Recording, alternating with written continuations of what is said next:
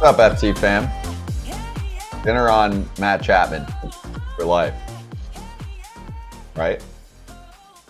You guys surprised? You know what? Let's just do it. You want to just charge Mound so we can get a good 10 minutes on this? I feel like it's worth it. I mean, you don't see this happen very often. What's today? September 5th? Weird date. But yeah. Not right. Weird money. No. Tough year for the Giants, too. Let's charge it. He's charging the mound. Did you expect to see that one when you woke up this morning? Matt Chapman signing with the San Francisco Giants, so he's not going to opt out of his deal. 6 years, $151 million on the extension. Full no trade, no opt-outs in the deal. This year he made $18 million. So if you look at his whole free agent experience, essentially, and what he got from the time that he left Toronto, it's going to be a guaranteed 7 years, $169 million. Were you surprised to see that happen, AJ?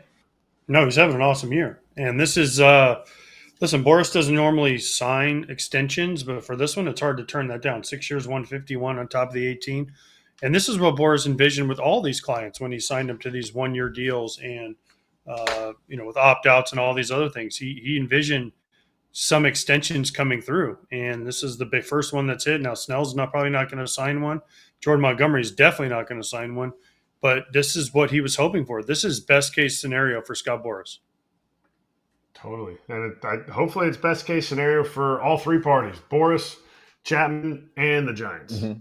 Giants are getting what I think they want to build this team as. The reason they build it the way they did in the offseason, they didn't get the offense that they wanted, and not getting Correa another year, not getting Judge another year. They're going for defense, and there's nobody better. So the Giants have had a bad year, right? This is not expectations for them. Remember at the beginning of the year, we were like, all right, the Dodgers are going to win the NL West.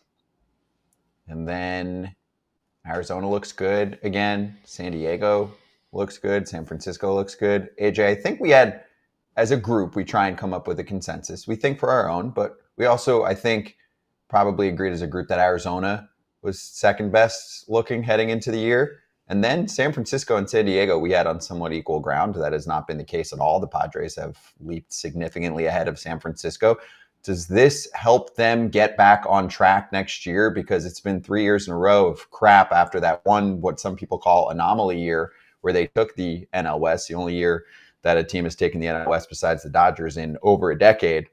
Because some fans, I would say many fans in San Francisco, don't want Farhan Zaidi there anymore running the ship. He's been there for a while, and they're like, cool, you're bringing a dude back that's already been here. I actually saw like a lot of vitriol on social media last night from Giants fans. I mean, I'm looking at Twitter, so people are generally angry, but your thoughts?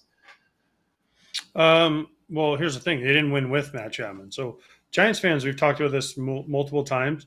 They want stars. And listen, Matt Chapman is not a star in the same extent as Aaron Judge, they tried to sign. Even Carlos Correa, he's a really, really good player. But 6 years, 151 is a heavy, heavy price. If you think about it, I mean, we're getting 28 million a year, something like that. Well over, not quite to 30, but 25 million. That's a lot of cash, right? To lay out for a guy that was there and you didn't win with him. Now the Giants did not win because he was there. They, Snell didn't perform at the beginning. A lot of their pitchers didn't perform. Hicks wasn't able to finish the year as a starter. Some of their young guys they called up didn't perform the way they thought. So, I mean, listen, Matt Chapman's had a great year, but I understand Giants fans because, again, he's not a transcendent star like Giants fans have been clamoring for the last few years. Giants fans need to channel their inner pirate, their inner just across the bay, athletic. Like, at least their team is spending on what is available to them. And if you're going to spend the money, to me, I don't hate it. You're not finding a superstar for $25 million a year. You're not in this next class, I see them in play for Soto next year because of the amount of money that they put out here. I don't think it is I think it's a add-on. And you need somebody. Let's say Chapman doesn't resign. Mm-hmm. You think Soto even wants to go there at all? I'm not saying he wants to go there. I'm saying if they don't re-sign Chapman, he opts out, then who do they have to lure what AJ's talking about, a superstar? Some fans would say, AJ, well, I have an extra $150 million to offer Juan Soto if that's who I want. I mean, it's not how that works, but that's what some fans would say. They'd say, hey, well, let's beat the next best offer by $100 million. Do we really think the Giants are going to sign Juan Soto? Do we think Juan Soto is going to sign there? I mean, well, unless he's going for just the money. I mean, what if let's say the Yankees, Mets, Giants all offer him the same thing? Where's he going? The East Coast. He's going East Coast, right? He's going if everyone offers him the same, he's going to the Yankees. He's having a blast there. I do believe that's exactly my point. So you're going to have to outspend everybody. Let's say the Yankees come in with 12 years, $500 million. Let's just throw random numbers out there, right? 10 years, $500 million. The Giants are going to have to go 12 years, $600 or $700 million in order to get him to change his mind. And is that worth it? That's not something the Giants have done in the past. Let's not forget. They don't go out and give, they've tried with Judge, was the only one. But other than that, they have not gone out and given, especially Farhan, he doesn't give the massive long-term extensions. They have been short 1 or 2 year deals, so they're flexible. Now, Matt Chapman changed things. They know him. They've had him for a year, but they haven't been a team historically under Farhan that's gone out and said, we're going to go 10, 12 years with a player, because I don't think that's the way he was brought up in baseball. He's got to make some changes, otherwise and he's going to be out of a job. He made a long extension or a long-term contract to Judge. And what was Correa's? And to me, Correa's was a monster deal. It was like Correa's 12 years, three something, 65 or something like that. Yeah, there's outliers. Basically, is the point. And I think Chapman gives you that street cred. It doesn't. To me, if I'm a Giants fan, I'm not afraid of that $151 million.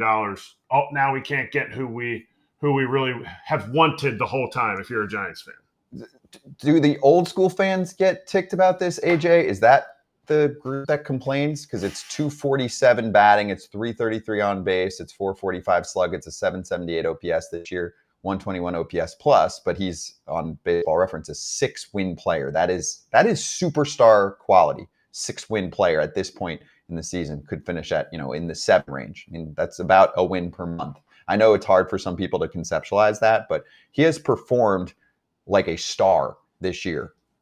He has. I don't think it's that. I just think they look at the homers, they look at the RBIs, and I think this is where WAR is. We keep talking about this over and over again. This is what teams use, though. WAR is not the end-all, be-all, just because it way over inflates defense and it way over inflates stolen bases if you want to be a detractor against WAR. Now, Matt Chapman's having a great year, but is he having a year that, let's throw Barry Bonds out there, let's throw an Aaron Judge, let's throw someone like that out there that is a bona fide superstar? No, he's not. He's having a great year, but he also, last year, he did not have a great year. So that's also why Giants fans are like, well, was this a fluke because it was a 1-year deal, or is he going to be this way for the next 6 years? That's why I think the Giants fans that are negative are, now listen, I think Matt Chapman's a great player. And I think this is what he thought he would get in free agency. It didn't happen, but now it materialized, and so he jumped on it as he should have. Is there any fear? Do you think there's any fear of the history of extensions that Boras has signed? Obviously, the one that sticks out is the Strasburg extension. He signed it. Why was your players different? Because what if Boras never signs an extension? Why does he all of a sudden sign one now? Because Matt Chapman calls and says, hey, dude, whatever happened. It's all good. We're working together. But if something good comes along, then we're going to sign it now. I'm not going to go to free agency and hope that maybe I get an extra 10 or 20. He wasn't going to get $200 million in the offseason. I don't think. And right? by the way, he loves it in the Bay Area. Let's not forget he loves it in the Bay Area. He pointed that out a few weeks ago. I like San Francisco as an organization better than Toronto. He essentially said that. This is a better spot for me. Yes. And because he said some things happened, and like he was very vague, yet to the point about Toronto. Now that he signed, maybe he'll talk about it more. But, the number I had for him last year that we were debating at the beginning of the offseason, I looked it up. You have yours still? I still have mine, but. Say yours. I had him at beginning of last offseason. No, I had him at 19 a year. But what was the total contract? I'll tell you the one I had. I had 95. Remember we were debating if he was a $100 million player in the offseason, and I got destroyed. 6 years, 175. You can look it up. You can watch past shows. I got close. I mean, it's 169, but I got close. I was shocked last year, AJ, just based on what front offices value, like you said. I couldn't believe he didn't get that, but it had a lot to do with the market. It had a lot to do with that he had a bad year, too. Let's not forget, he didn't have a great year last year. He had one good month, and then he didn't play very well. So I don't think it had to do with the market. I think it had to do with the fact he just didn't play very well. And at the end of the day, you have to play. And this year he had a great year. And he loves Bob Melvin. He loves the Bay Area. So, listen, if they are coming to you with this, and you're Matt Chapman, and you went through the free agency you just went through, this is where do I sign and how fast? So I'm happy for him. Yeah, good clubhouse dude. If you poll most players that played with him, they're big fans of Matt Chapman. He tries every day to bring the group together. That's icing on the cake. I get it, but it matters when you're signing a guy up for a long-term deal like this. Okay, so then last layer, what does it mean for the free agent market? Alex Bregman probably checking this out, going, nice. Yippity-yay. And also, who else is there? So I was trying to do a little list of what teams could use a third baseman.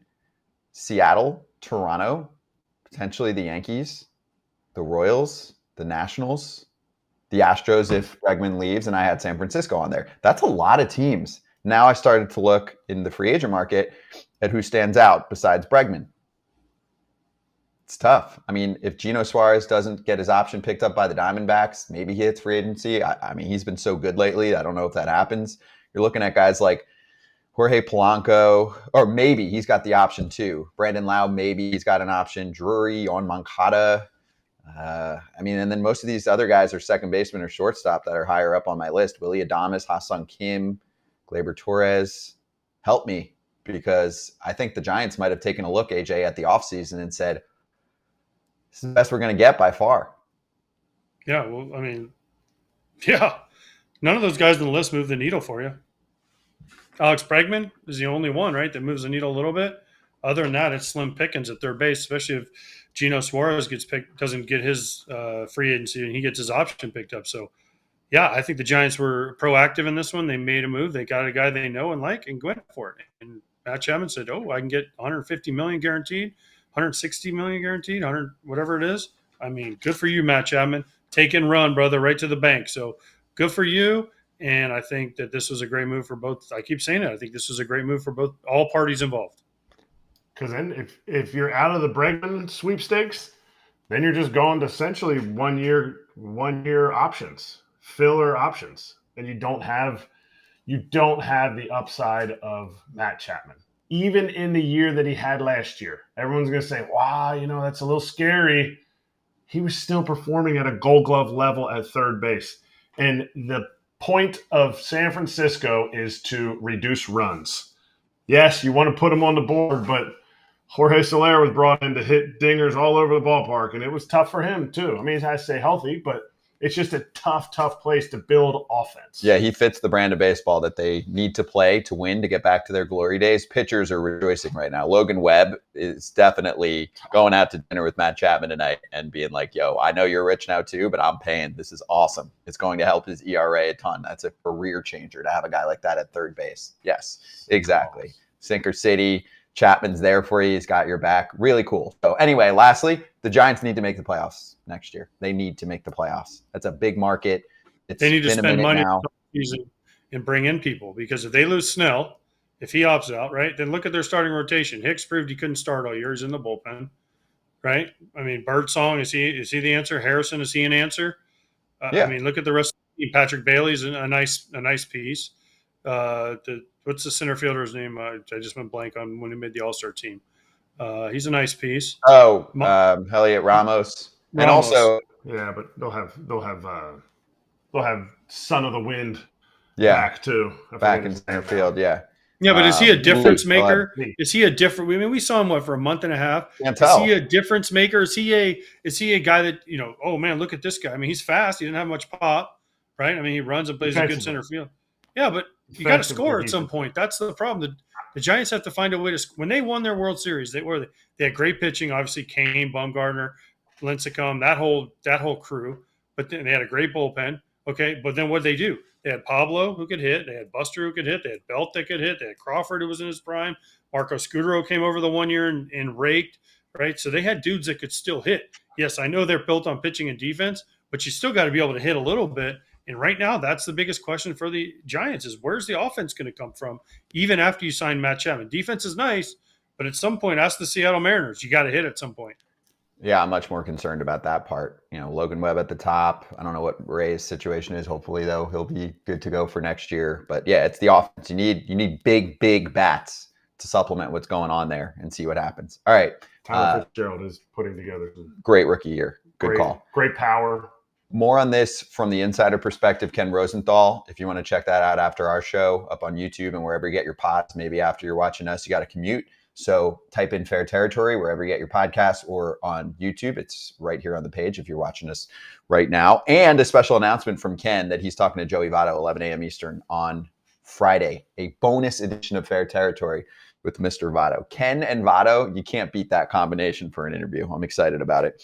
All right, we'll be right back with Jared Carrabis to cook the Red Sox. Until next year.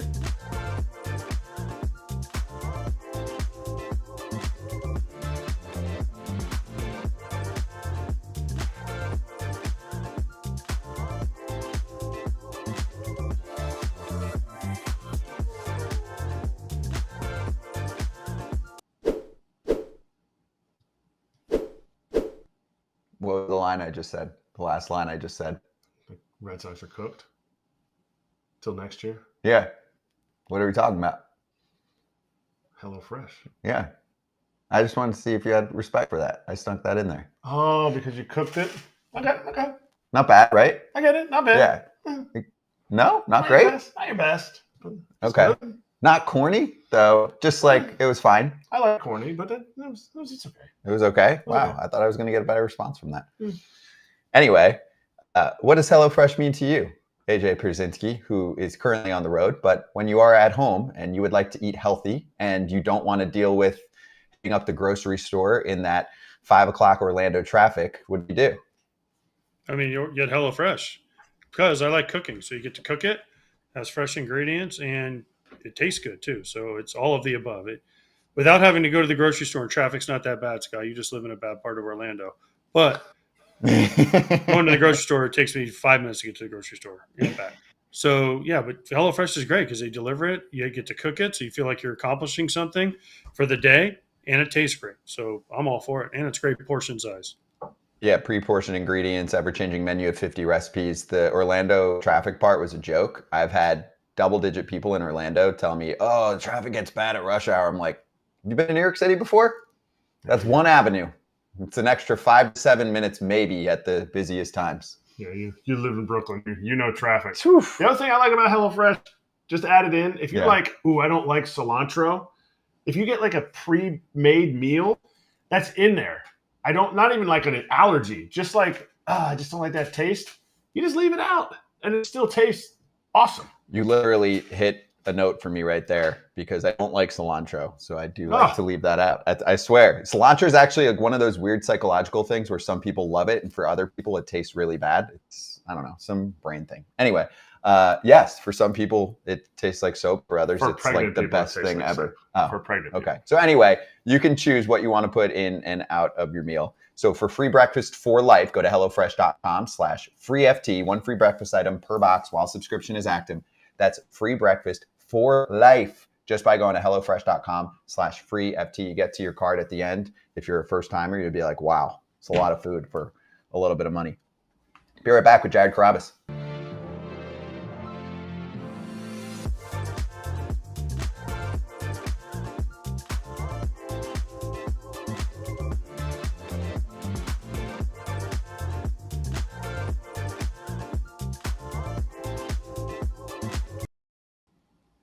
Back on Foul Territory on Marquee and Valley Sports. It's Scott Braun, Erik Kratz, A.J. Pierzynski, and Jared Carrabis. What, you like the shirt, the backdrop? What is it, AJ? I'm just trying to figure out where he is. Is he in a dungeons? Is he in a basement somewhere in Central Florida hacking away on his keyboard? He's in the Red Sox lineup. Well, yeah. He's in the Red Sox lineup right now. I'll let him get a word in, but I do have to give a couple plugs. Underdog Fantasy, Baseball's Dead Section a million. What is Section 310, right? Section 310 to left is TC's 310. podcast. Shout out to TC. Section 10 is my Red Sox podcast. Section 10. Okay, got it. Nesson, the whole deal. So anyway, Jared, great to have you on, dude. Excited to chat even during down times. And where are you? I'm in my house. I mean, I don't know why it's so dark on your screen. Usually it's very illuminated. I don't know. We have like a little podcast studio here. I know why. Last night. It's dark times. Yeah. It's Mhm. dark time. Dark times. Yeah. Dude, you're on fire. I mean, I was laughing out loud like 3 or 4 times with the tweets yesterday. And I know you're kind of like laughing at the situation, but he goes, that's a wrap. It was a fun half of June and most of July. See you in 2025. Mets have OMG in the dugout. Red Sox need an LOL. So where are you at, dude? What's your minute recap on what you just experienced as, I would say, the most popular Red Sox fan in the world? I would say I feel relief now because it's weird so I'm 35, but the younger Red Sox fans, they want to believe in if you're just realistic, but it's negative. They think that you're like the old negative Nancy. Whereas I kind of came into this year thinking this is a 500 team, like this is a team that isn't like, they're not bad. They're not good. They're just kind of there. And that's what they ended up being. So for the first 2 months, they were 500 a bunch of times. Like I had the tweet about how many different times that they were like 31 and 31. They were 32 and 32. They were 33 and 33 and so forth. Now they're 70 and 70.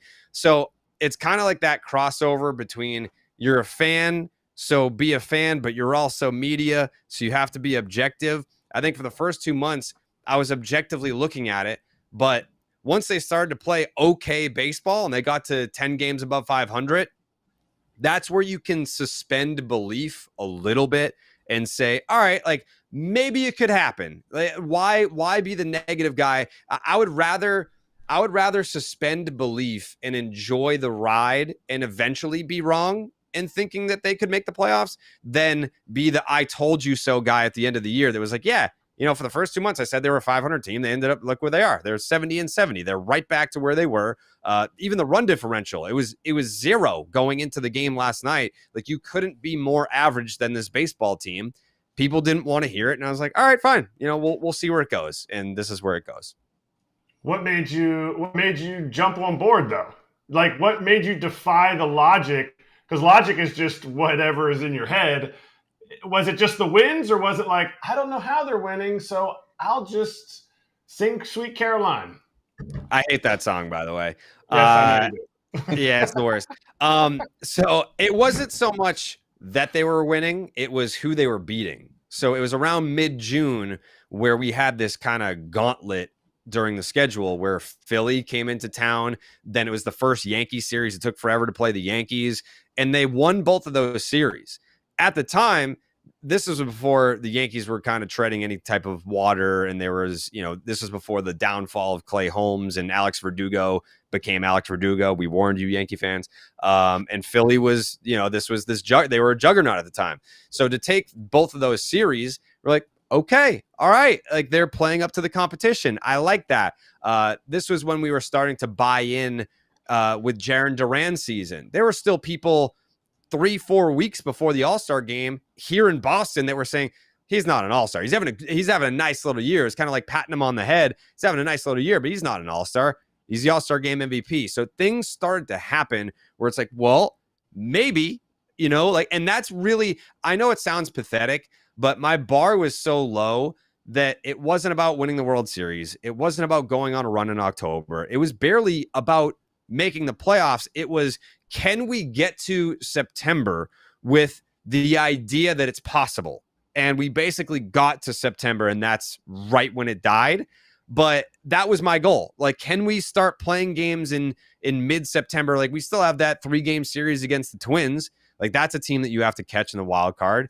Can we get to that Twin series and have that mean something? Now, that's still not off the table. I know that sounds crazy, but the Twins and the Royals are playing each other this weekend. The Red Sox are playing the White Sox. So is there a path where you could get to that series against Minnesota and have it mean something? Sure. But I think it's more just looking at this roster. Where are they at? How are they playing? How's morale? It's down. It's not good. So yeah, I put it to bed last night. All right. So, well, first of all, let me say this.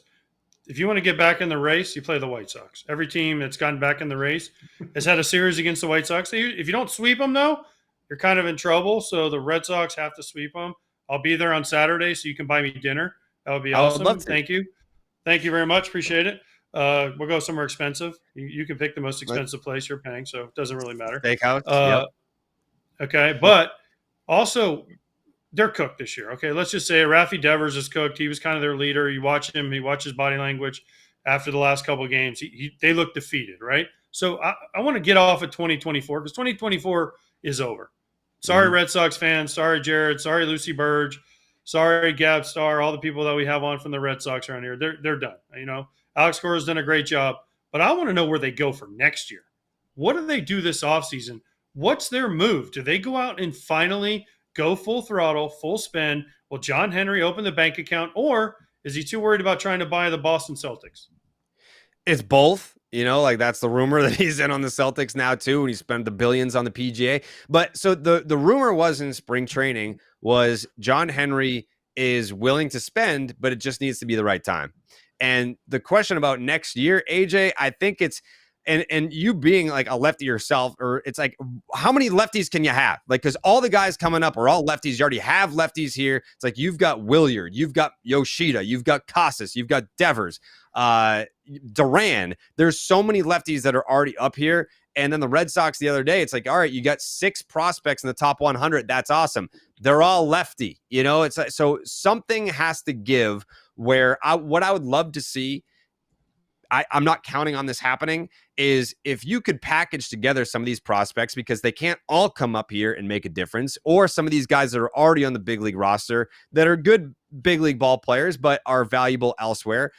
Package some of that together, trade for a frontline guy, and sign a frontline guy. I would love to have Max Fried on this team. I would love to go and unburden the Seattle Mariners of Luis Castillo's contract, because you know that they hate spending money. So, and they're desperate for offense. We got some offense over here in Boston. I think that there's a way where you can integrate that young talent that's on the way, have them come up, make an impact, while also not everyone has a job up here. There's not an opening for everybody.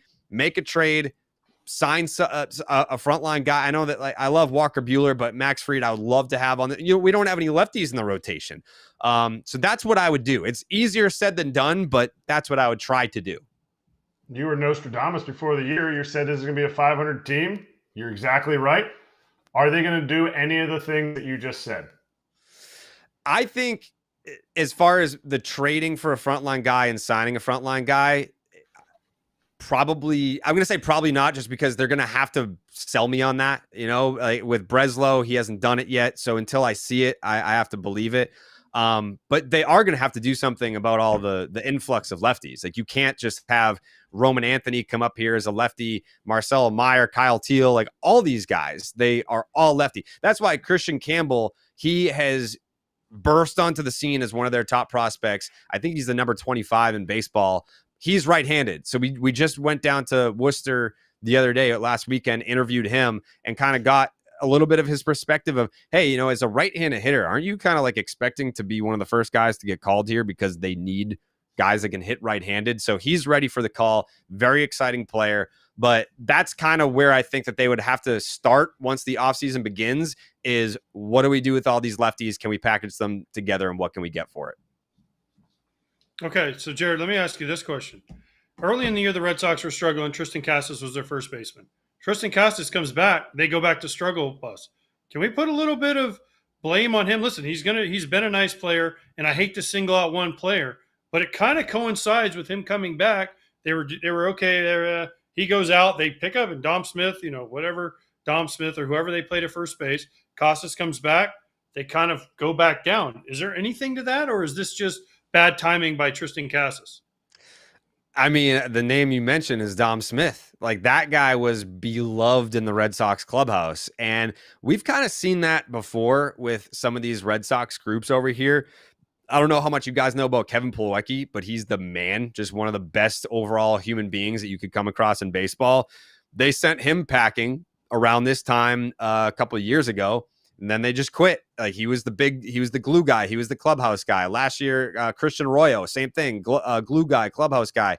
They tank after that. Dom Smith, like he was the guy that held down a position that the Red Sox have needed to solidify for a long time. I mean, it's basically like they had Kyle Schwarber out there in the playoffs in 2021, and I obviously love Schwarber, but he doesn't play first base. It's basically been since Mitch Moreland that you've had a steady first baseman in Boston. But from what I understand, they love Casas. Like, I don't think there's any correlation of him being, because he was also around a lot even when he was hurt. Like he was sitting behind the L screens, visualizing, sitting at first base, and he was taking his mental ABs or whatever the hell he's doing back there. He was around a lot. So it's not like him being in the lineup. Like he hasn't hit well over the last week, but he came back guns blazing. There's no correlation there.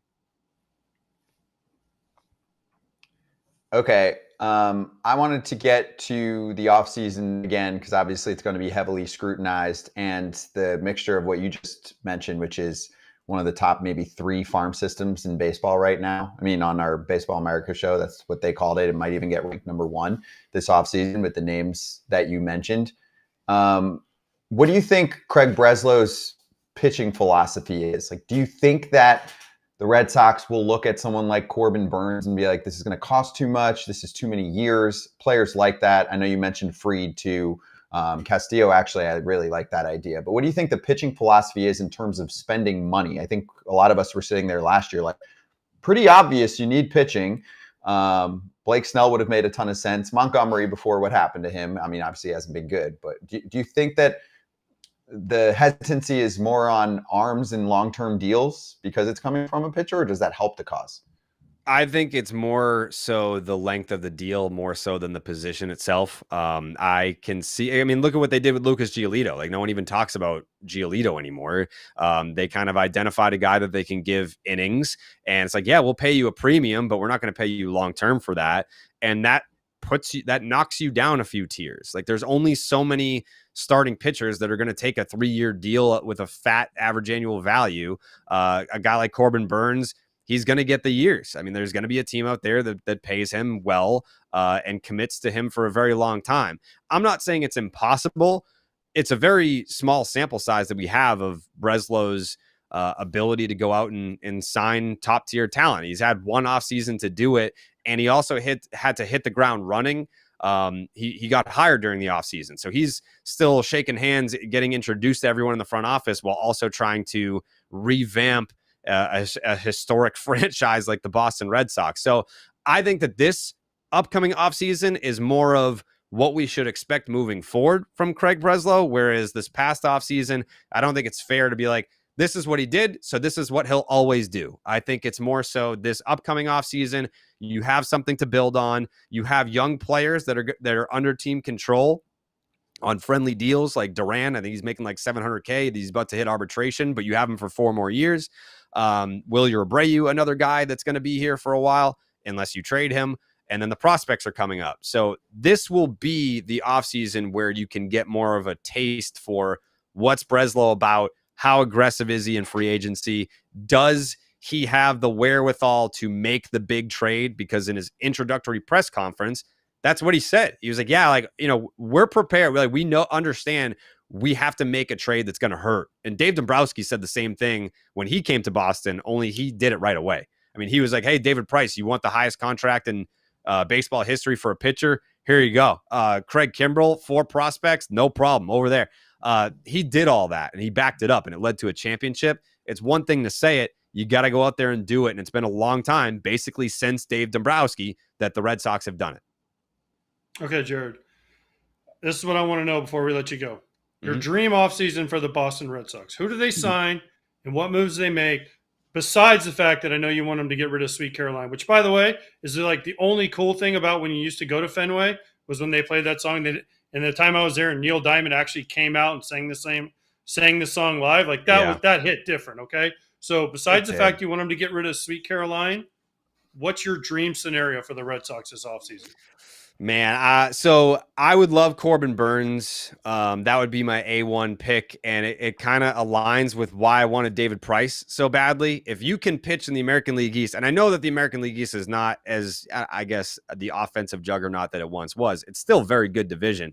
But Corbin Burns coming from the National League to the American League and proving he can pitch in the American League East, yes, like that has a lot of value to me. So I would want something like that.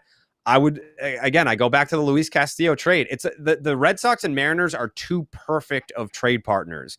We need pitching. They need offense. We have offense. They have pitching. Let's make a deal. Castillo is my Cy Young pick before the season. I don't think he's going to win it. Skubal's been ungodly this year. He's awesome. Great guy too, by the way. Love Skubal. But Castillo being another guy, you need multiple arms. Like the fact that you have Houck, Cutter, and Bayo, that's awesome. They're three homegrown guys. I can't recall a time where the Red Sox had three homegrown starting pitchers that were good enough to be in their rotation. But bumping them down, that makes you even better. If you add those two frontline guys, and also you have to see what Liam Hendricks has. He's on the way back right now. He's down there pitching in Worcester, but Kenley's probably not coming back next year. Where do you go as far as the closer? Is Liam Hendricks going to be that guy next year? Do you look internally? Do you try and find a closer somewhere else? That's something that a lot of people aren't talking about because we've had the consistency with Kenley for the last 2 years, but you will have to address that if Liam Hendricks isn't the guy. Okay, I got to ask because I asked Don Orsillo this on the air the other day. Where are the Red Sox AAA located? Worcester. Okay, what happened to the R, the CH, all that in the middle? Shouldn't it be Worcester? I don't understand why it's WOOSTR, Worcester. Like, what happened to all the other? There's so many different Massachusetts towns and cities that it just doesn't sound like the way that it's spelled. But like, yeah, I've actually asked that to a bunch of the guys that played down there because none of them, even when they've played down there and lived in Worcester, they can't pronounce it either. I mean, I wasn't involved in the decision-making process on the pronunciation, but I totally see your point, AJ. I agree with you. I'm on your side.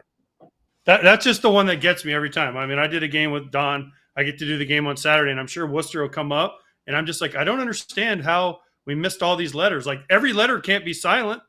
Yeah. No, it's how they get rid of outsiders. You know, if they're like, oh, he pronounces it Worcester, he's not from here. He doesn't know, or he's phony. He's faking it. Peabody is right over here. It's spelled Peabody. There's Leominster. It looks like Leo Minster. There's a bunch of them where it's just, that's how you find out who's actually from around here.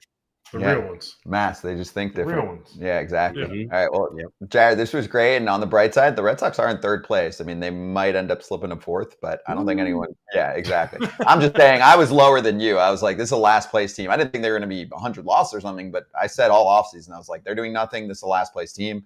And they might be a third place team just to shove it in my face. The Tigers are catching.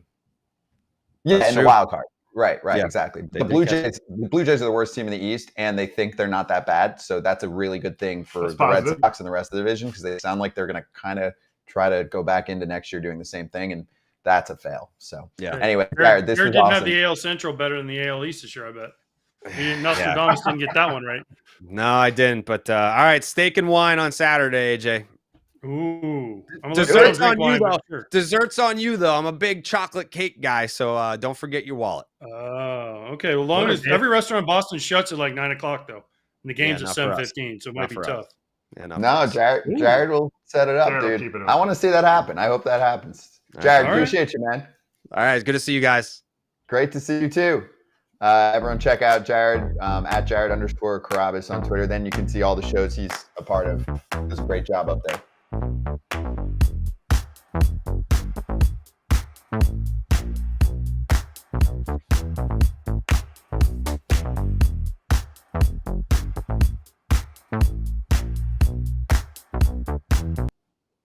To me, this is just like a 2 or 3 minute kind of thing. So we do it during one of the breaks here for the YouTube crowd. Cubs combined no-hitter. Great.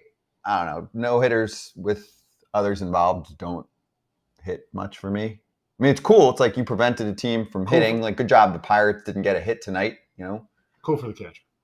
Cool for the catcher. Cool for the catcher. All right, so then this is your show. You didn't, right. So if you caught a combined no, you would have been like, this is huge. It wouldn't have ranked. It's kind of like a second place ring.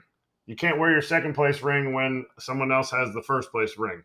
You can't talk about your combined no-hitter that you caught when you're hanging around AJ, who's caught perfect games and real no hitters. So does my no hitter in spring training that I caught with another catcher, does that count? no. It's combined. Spring training. It's combined.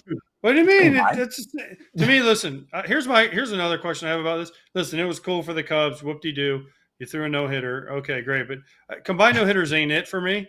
Just because you got to have one guy do it. It's so much harder when you have a guy go 9 innings. And Imanaga was only 95 pitches. Craig Counsell couldn't have let him run out there at least for the 8th and see where he stood after 8 innings. That's what I didn't get. Imanaga only threw 95. He could have, listen, they're not making the playoffs this year, I don't think, unless something crazy happens. But just let him go out there and try it. It would have been way cooler if it was Imanaga. Then we'd have something to talk about. But these combined no-hitters, to me, they ain't it. The Cubs told you how much combined or how much no-hitters matter, right? I mean, they could have had that be the time of the year, but they're like, yo, these games don't really matter now. We're out of it. So let's just make sure that Shota Imanaga is healthy and good to go for next season. I don't want to be put in this situation where he goes 15 pitches. Now he's at 110, and then there's 3 outs away, and I'm going to have a heart attack, and he might get to 129. And then if he ever gets hurt again, I'm going to get blamed for eternity. Yes. That's what happens, though. Oh, no.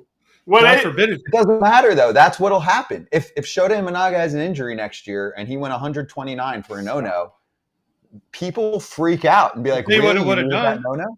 I tell you what it would have done. If you'd have thrown the no-hitter, it would have put him squarely back in the Rookie of the Year conversation. He's having a great year. For some reason, he got kicked out. He throws that no-hitter, though. Guess what everyone's talking about? Shota Imanaga for Rookie of the Year again. It's 6 more outs. That makes the difference for him in the case? Yeah, because he has a no-hitter on his resume. Maybe we needed more than 3 minutes. He could have pitched 30 more pitches, too.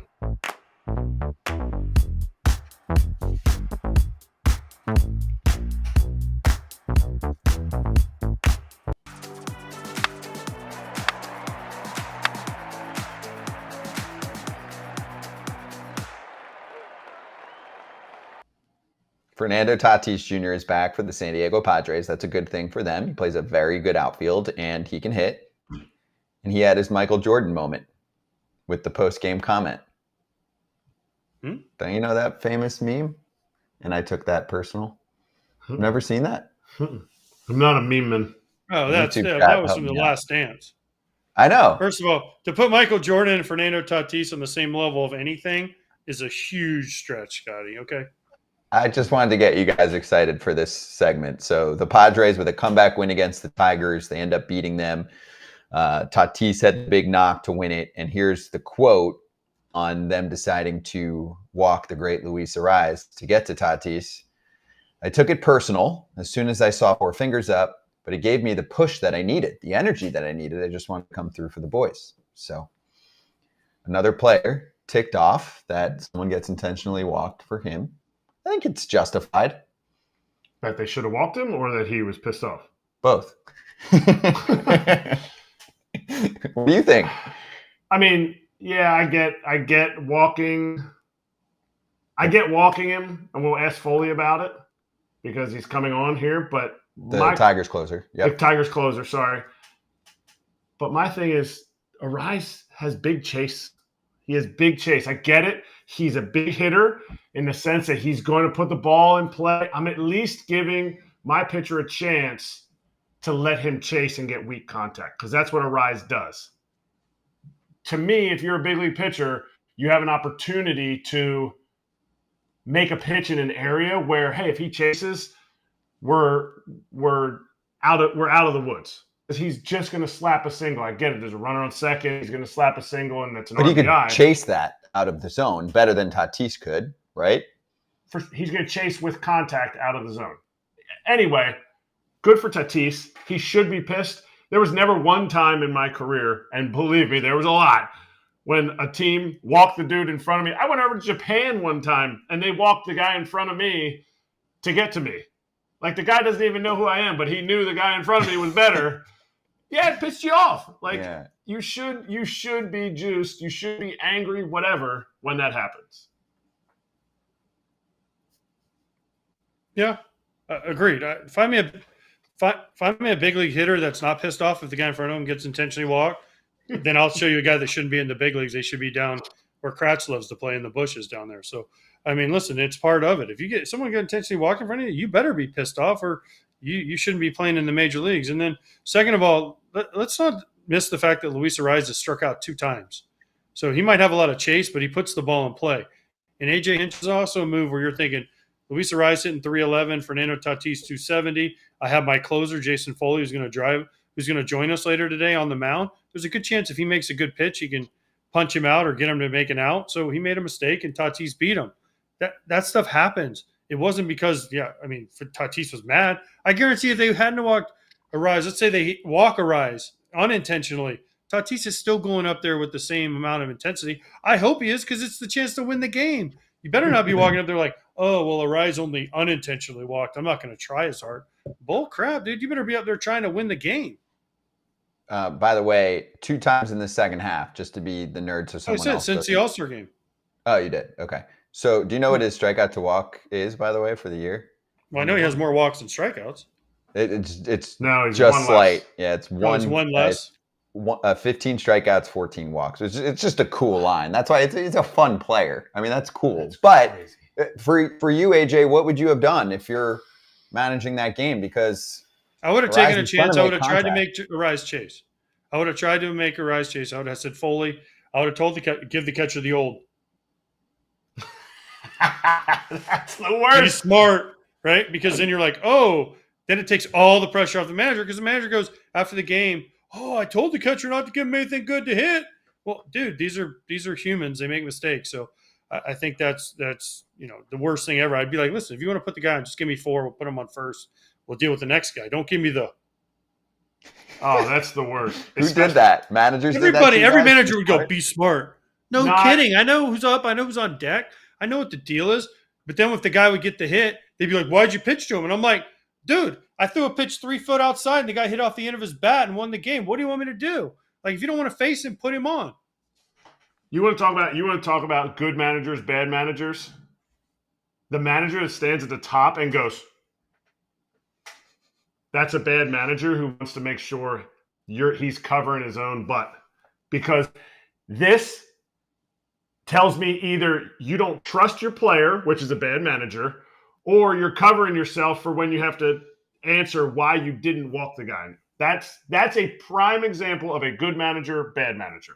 Right. That's the manager who plays the politics game. He's just trying to make sure that he keeps his position. Let me get you a pencil, and I'll start writing some names down of guys that are currently and formerly employed. I just struck a chord there, though. Now I know how to Because get you guys excited. Because that's irritating. Because I'm not in no way am I A.J. Pierzynski. I'll say it a million times in the show if I say it once. If you're in a big league game catching behind the dish, that is a separator that you have to understand that. You have to understand what you have and what is on deck, what is coming up. There might even be a situation where you have third base open there. People are like, what? You only have first open? No, like you have to know the situation where third base is okay to be open, and we might even pitch around to walk another guy to get this stuff. Don't give me this. This is that is. And you know who's on deck. And you know who's on deck, by the way, also. You always know, like I was always like, oh, he's on deck. Okay, just check. And their scoreboard has the batting lineup.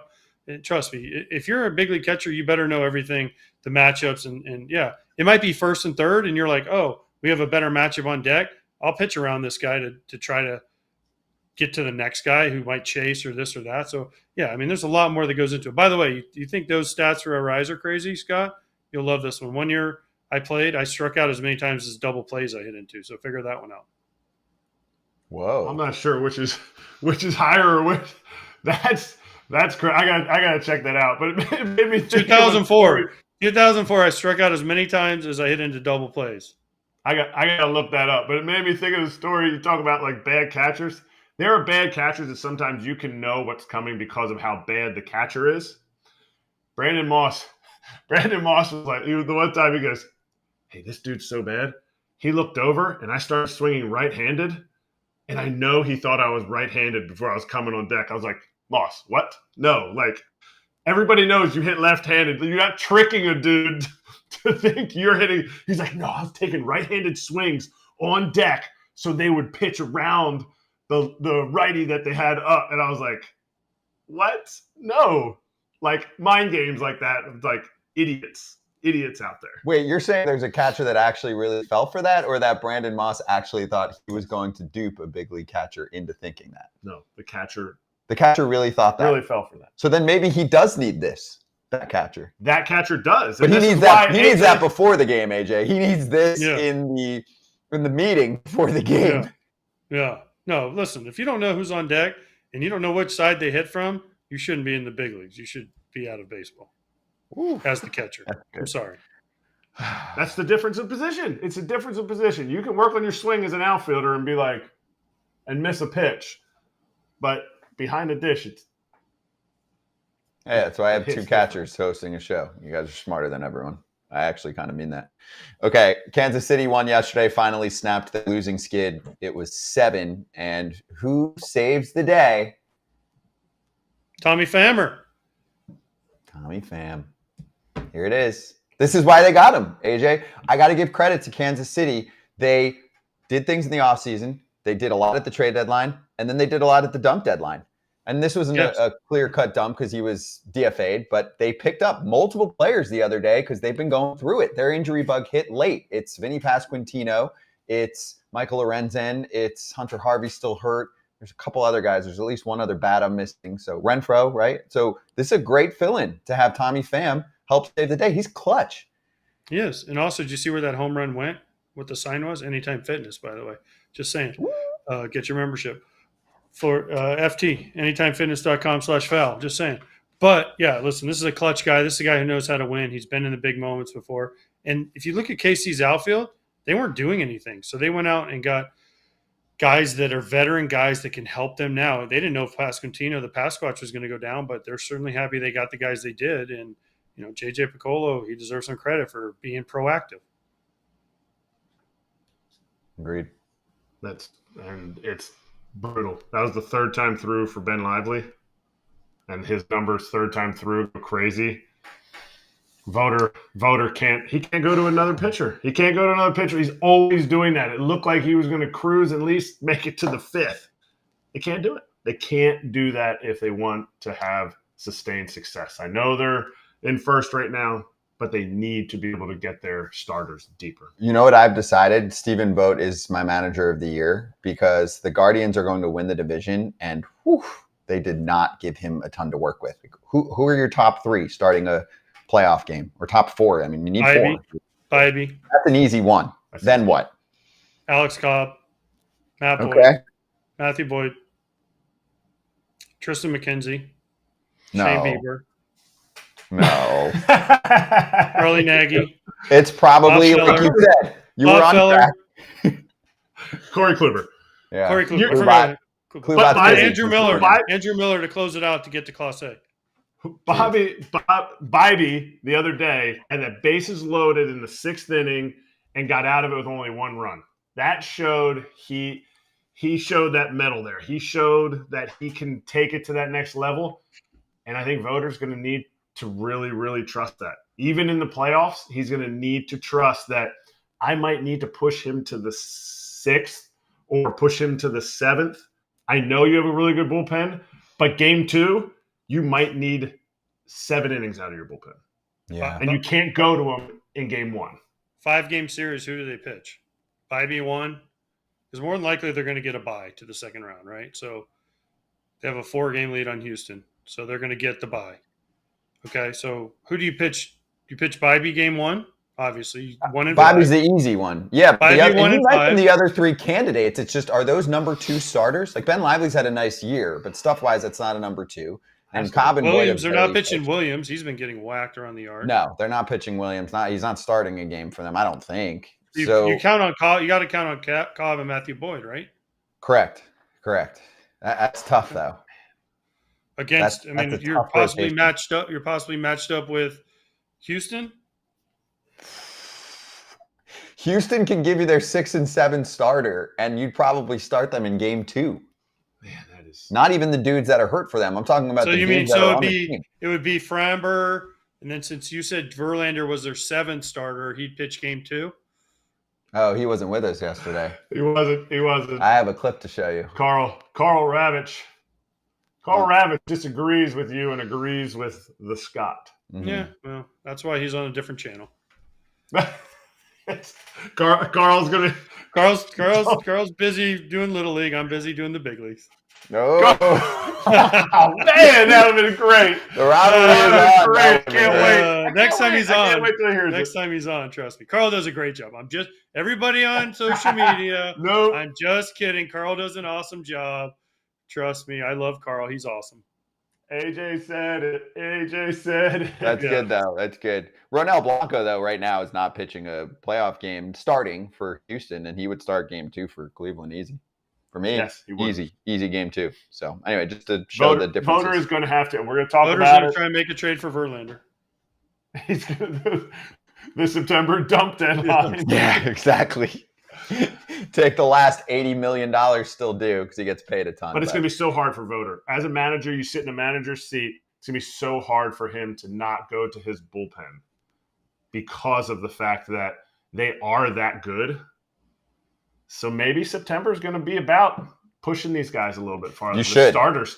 You got a big enough lead. Push them. Yep, I agree. All right, quick break, and then we will dive in the weeds on the question of the week. 27 punch outs, 27 ground ball double plays. Incredible, AJ. Wow. Incredible.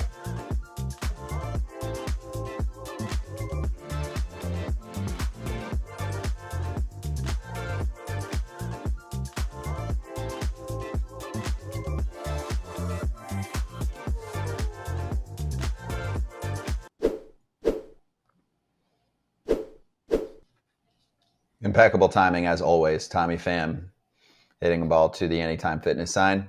Shouldn't we just run the clip and that? I mean, That's the ad? that's the ad. Yeah. That's the ad. Anytime dingers by. By a dude that works out as much as anyone in the game, too. Right? I don't know if Anytime it was Fitness, an I don't know if it was an Anytime Fitness ad, but it said fitness something anywhere, and I was like, oh, that's Anytime Fitness. To me, that's Anytime Fitness. That's what it is. Obviously, 5,000 plus well-equipped gyms, open 24/7. Not your average gym experience. You can also make sure you keep up to date with what you're supposed to be doing at home. That's the Anytime Fitness app. So digitally, you're covered. You're covered in person. If you move somewhere new and you're looking for a new gym, this is exactly where you should go. I'll post the link, of course, for the FT fam to check out. Make sure you smash that link and see where the closest Anytime Fitness is to the location where you're stationed. And also, the focus is not just on the workout and the weightlifting. It's body intelligence, health metrics, sleep data, nutrition, recovery, the whole deal. And most importantly, with us three having pretty different sleep schedules, you can get one pass and everyone's covered, right? You can, if you go to Anytime Fitness, you can have the 3 a.m. weirdo like me who's showing up to pound weights at that time period at the end of his day. The third shift guy. Yeah. That's what you are. You're a third shift guy. I like to high five the morning people that come through, you know, Yeah. and just say, hey, you're in. And you're actually pushing those people.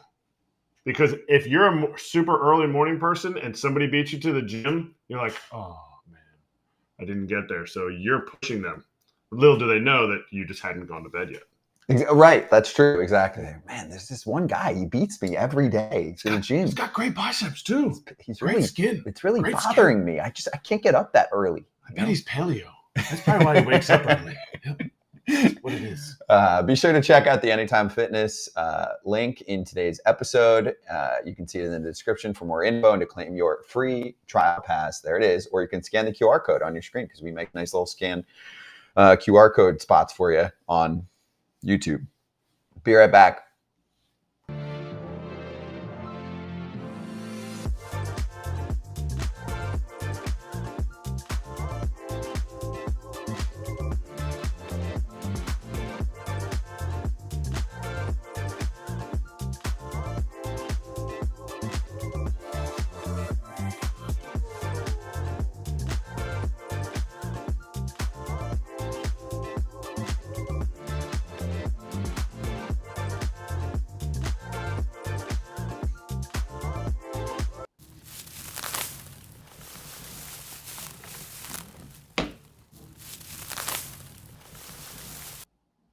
In the weeds, we're going to pick one question today.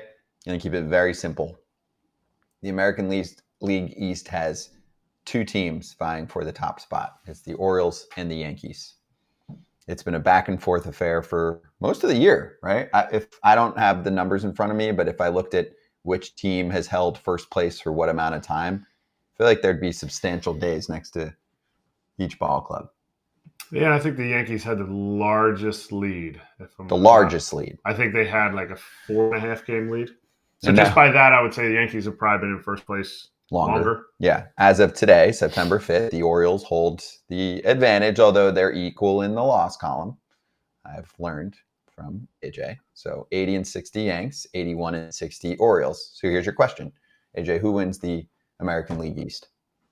Well, every time I think I'm going to say the Yankees, I'm like, man, the Orioles just keep figuring it out. So I'm going to say the Yankees do, just because I think their pitching overall is better. But then Clay Holmes isn't the closer anymore. So I'm like, yeah, but the Orioles don't really have a back end of the bullpen either. Oh, the Orioles offense is struggling. Adley Rutschman. Oh, but wait, so is DJ LeMahieu and so is Alex Verdugo. It's like, man, both these teams are equally good and equally bad at the same time. So I think they end up tied. Tied. Yeah, but then who wins? Who won the season series? That I don't know. I don't think they're done yet. I think they play one more time. That I don't know. So I'm going to say they end up tied, and they're going to go to the 27th tiebreaker, which is a coin flip. That's And it's so going to dumb. be Hal They don't have to do Steinbrenner. that, though. There's an odd number season series. So, and yes, they play the 24th to the 26th to. It used to be. Remember the old? It used to be a coin flip, by the way. What? When? Yeah. One year No. in 2008. Yes, listen to me. 2008, we ended up tied with the Twins, and we had to play game 163, and we got home field because we flipped the coin and we won the coin flip. Okay. I was going to say, because it was always a game 163, which being in one of those, you've been in one, I've been in one. A couple of them. They suck. They're fun, but they suck. I've won one and lost one. That would be. We only ever won the one that I was in. It was epic, especially because we won it in Chicago and they never got to pop bottles at all in 2018. So there's that. But I really think if I were, I'd rather have the problems in the back end of the bullpen that the Yankees have than the problems that the Orioles have. James McCann was on yesterday. I think Danny Colomé coming back will be huge for them because he's a lefty getting punch outs that I'm not saying they're putting him in the role that Sir Anthony's in right now or Yunier Cano. It just strengthens the whole bullpen. So in my opinion, I think Judgy's going to go on a hot run here like he did about 2 weeks ago during some week of the season, some week of September, and that alone could carry the Yankees and win the division. And by the way, if the Yankees sweep the Orioles in that last series, then they would win the season series. But otherwise, the Orioles take it if they take 2. So the Orioles right now have a 6-4 lead in the season series. So they have to beat them. They do. These teams are very closely matched. I'm going to give the edge to the Yankees. Why? Because schedule is the only thing that matters in my world. I'm not even kidding. Schedule matters. And I'm looking at the schedule. First off, the White Sox are the ultimate pick-me-up series, and it wasn't completely mission accomplished. The Orioles actually got smacked by the White Sox, which is not something that many people can say about their ball club this year. Not just a loss, an 8-1 loss, even though they blew them out in the prior 2 games. Then it's Rays, Red Sox, Tigers, who are playing good ball, Giants, Tigers again, Yankees, Twins. That's not nothing. On the other end, for the Yankees, they've got the Cubs this weekend, Royals next week, Red Sox, Mariners, A's. That's the Orioles series after that. Pirates. I think the Yankees have a little edge. I don't look at, what are the records of the teams? Whatever. We watch these teams all year. I'm just like, who are the teams? Where are they at? How do they match up? I like the Yankees to finish with a better September schedule. Sorry, I just got rid of it. No, I don't. For the Yankees, I don't like that they have to go and play the Cubs right now. The Cubs, they're going off day, 3-day games in a row in Chicago. Chicago's scoring runs right now. This is going to be a tough series for the Yankees. Yeah, they might lose the series. They might take a game, and lose 2. But still, I think they're, having a Tigers team in there, or a Red Sox team at where they're at right now, or not Tigers, sorry, Pirates team. So anyway, They miss Imanaga though. They miss Steele and Imanaga. So that's big help for the Yankees. And by the way, why are you guys downplaying the White Sox, bro? They won their 32nd game last night. By a Fastest lot. team ever to 32 wins. With In 20, well, this is like, you know how people do those like annoying stats, like fastest team ever to 32 wins during 2024 when you're the White Sox. Yeah. It's It is just such totally a- nothing. I think it was our guy Jay Coda. It was like when teams won their 32nd game, and it was like the last one was like in June, I think, and then it's the White Sox September. It's amazing. It's really brutal. The Rockies are going to lose 100. The Nats, I don't think will. But it'll be two teams with 100 losses, and they're at 109. They're going 110 coming up. Like, that's crazy. But only 200 lost teams is the pace? That's You don't think the Marlins are going to get there? They'll be close. They'll be close.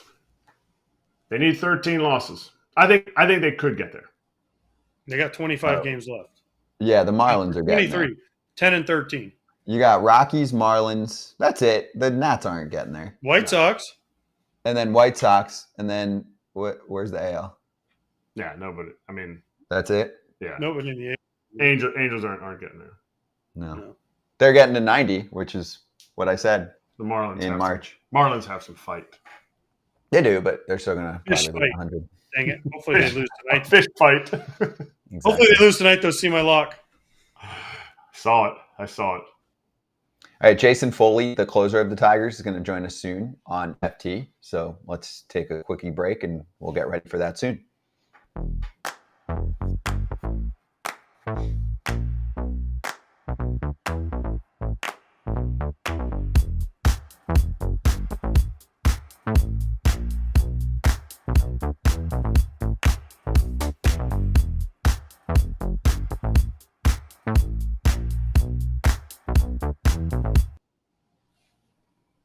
Oof, we got some good questions today.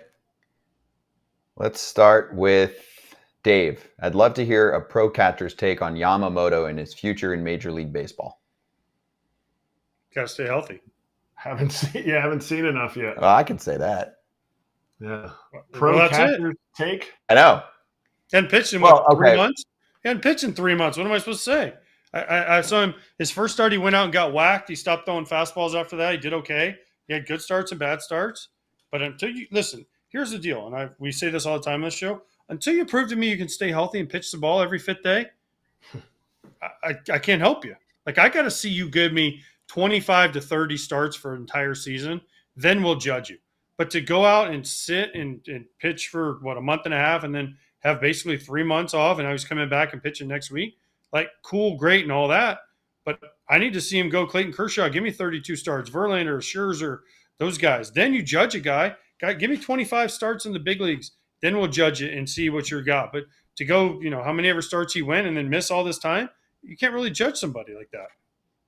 I can say that if you're going to have a career, like if you're a Dodgers fan and you're going to have a career like Masahiro Tanaka, is that a successful contract for the Dodgers? That, to me, that's what I would say, because without him being able to locate and trust his fastball, I think his career will be a Masa type of career, in the sense that he can locate and spin and split guys to death, but without being able to locate that fastball and finishing guys, and I'm not saying he can't, I'm saying if he doesn't do that, it will be a 3.5 to a 3.8 ERA. It will be a 3 WAR pitcher every year. Is that worth it? That's a 2, right? That's a 2. And that's what I'm saying.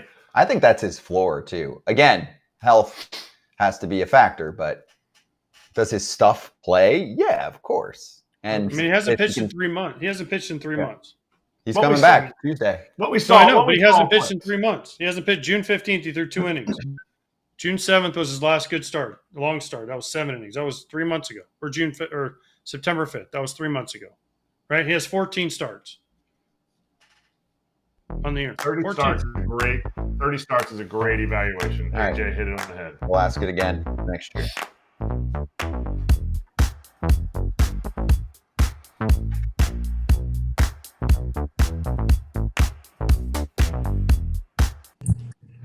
we go. Back on FT. It's Tigers closer Jason Foley joining us right now for the first time on the show. First off, thanks for joining us. Great to have you on, dude. How you doing? Thanks for having me, boys. Yeah, it's nice. We're here in sunny San Diego, so can't complain.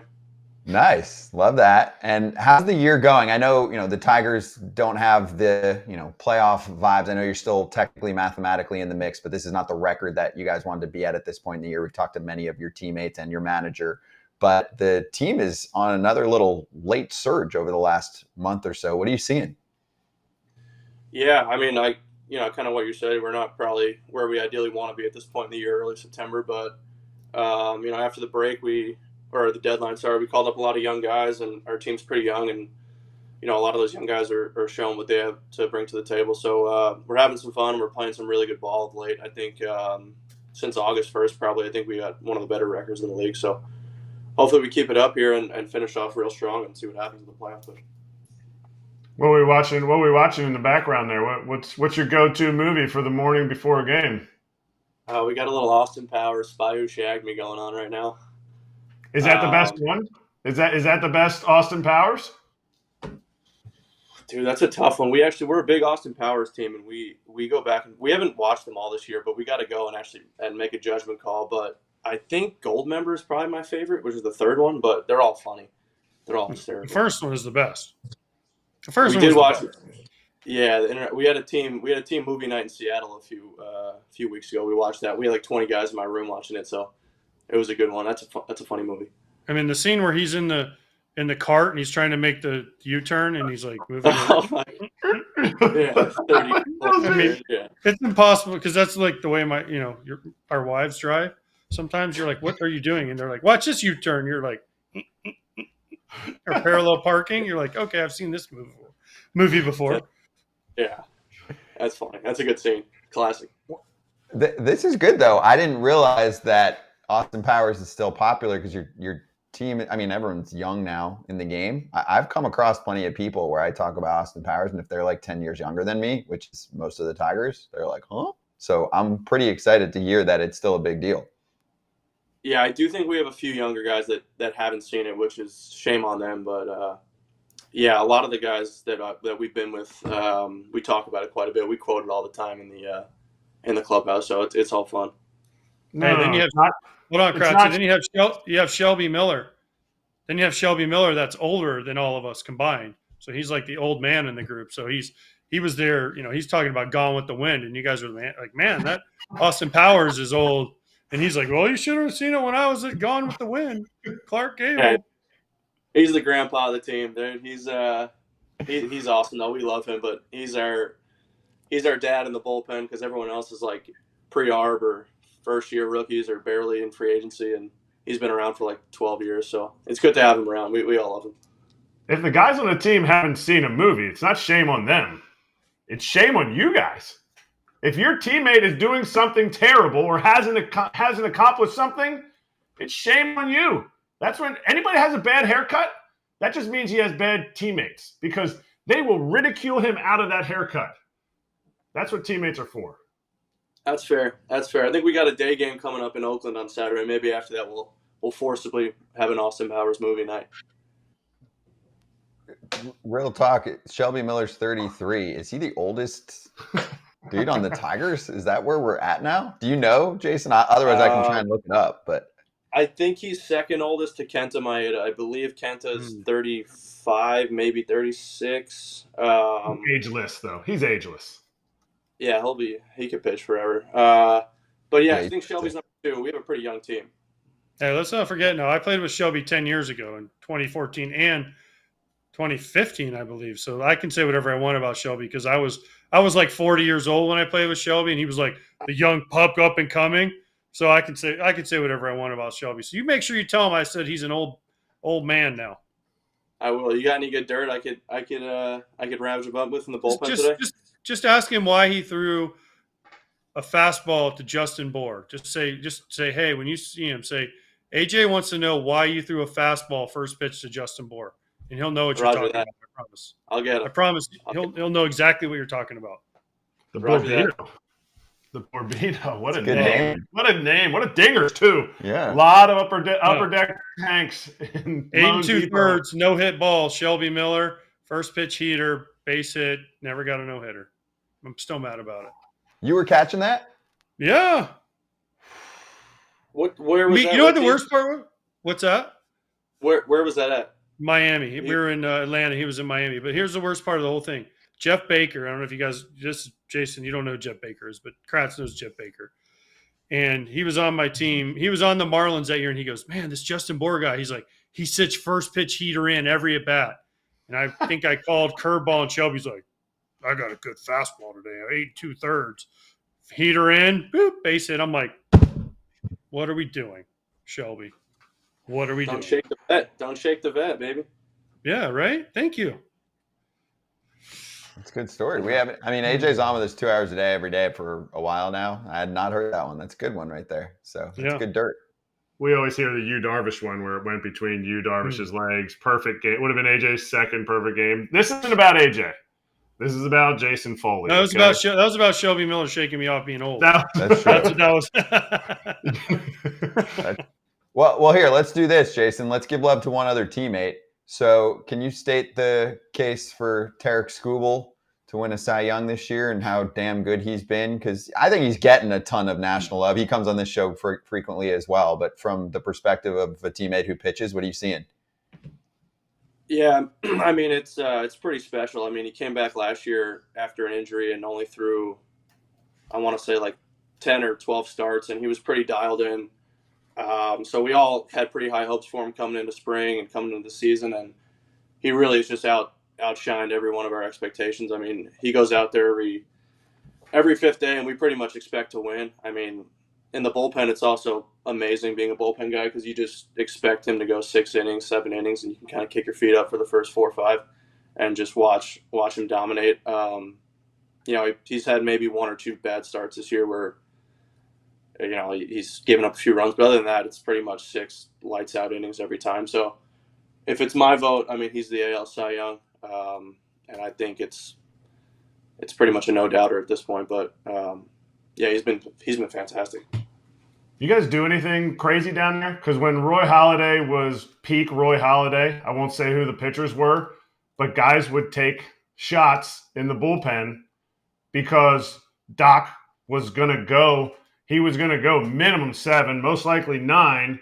And the game he got hit by a line drive and broke his shin, there was already guys that were in the middle of their Doc game. So is there anything cool that you guys do that you're like, we can do a crossword out there because it's a Skubal day?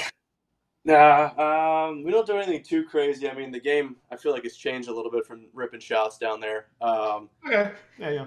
But, and that's why it's gone to hell. That's why it's gone to hell right there. Oh, stop. Get off his lawn. No, we seriously should, though. We should just go down there with a spike ball or something and start playing because, we're not touching the mound until usually the 7th or something when he's out there. But, it's awesome to watch him pitch. And, he works his ass off, too, so he deserves it. Jason, people that don't know your story, can you tell your story? Because you went to college, you were undrafted, you were a free agent, and then whammo, all of a sudden you're closing in the big leagues. Can you kind of walk us through a little bit of your story? Skubal, I know, went to a smaller school, but you went to school, didn't get drafted, go basically to like a tryout, right? And get signed after picking up a bunch of velocity. Now here you are closing in the major leagues. Yeah, I mean, I'll run you the Spark Notes version of it pretty much. Yeah, you're right. I went to Sacred Heart University, which is up in Fairfield, Connecticut. Not a ton of big leaguers come from that school. I think I'm the 3rd. I didn't get drafted. I was a starting pitcher there. My velo wasn't terrific. It was like high 80s, maybe low 90s. And then in college summer ball, I'd always come out of the bullpen just to save some innings. And I'd always see a spike in velo, maybe a spike in my stuff, a little more comfortable in that role. Ultimately didn't get drafted and then got signed as a free agent to the Tigers and was just stuck. It was pitching out of the bullpen, was throwing the ball really well, started getting in the weight room a little more. Velo started creeping up. Unfortunately got Tommy John my first pro ball season. And then when I came back, a a guy from Driveline, which is, if anyone watching doesn't know, is like a giant pitching facility out on the West Coast. And the Tigers brought in one of their pitching guys to work with a few of our minor leaguers that weren't in big league camp, and pretty much told me that my four seam, that was when like analytics were starting to come to the forefront, and he pretty much said like your four seam fastball it's hard, it's good velo, but it kind of lacks any sort of outlying metric that would help it succeed at the big league level. So he told me to start throwing sinkers, and it just kind of took off from there, and the sinker kind of became my best pitch, my bread and butter, and yeah, pretty much been throwing that ever since. And you know, the more I've succeeded and the more I've shown that it's worked in the big league level, the more confidence I've gotten. And yeah, AJ's trusted me and with some save situations, and I'm happy I'm continuing to do it.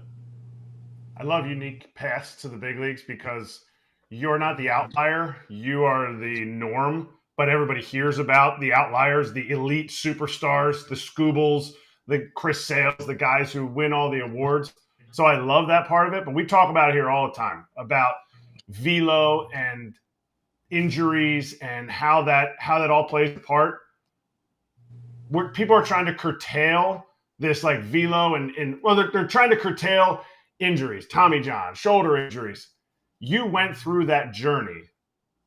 Is it worth it where you're at right now to have put yourself in a position where, hey, I'm going to go throw 101 miles an hour. I know the risk, but I want to make it to the big leagues.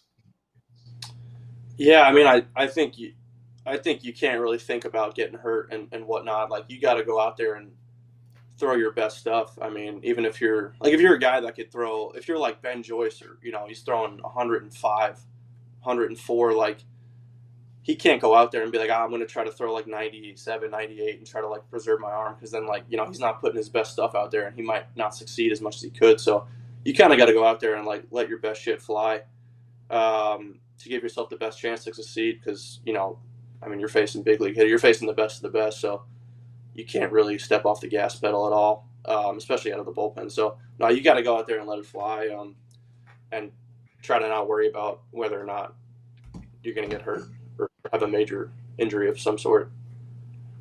Yeah, no doubt. All right, we're going to go to last night's game.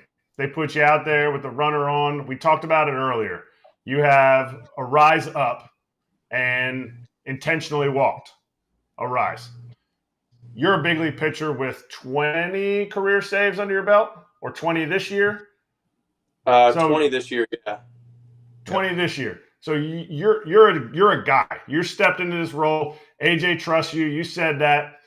Would you rather have the opportunity to maybe get a rise to put the ball in play and allow to get the out, or would you rather AJ says, okay, you know exactly what happened, and you know what, a ground ball made its way through the hole? As the closer who you're trusted, do you want to have the option to be able to kind of pitch around a rise and then maybe try to get the double play with Tatis, or would you rather have the manager take it out of your hands and go 4 wide?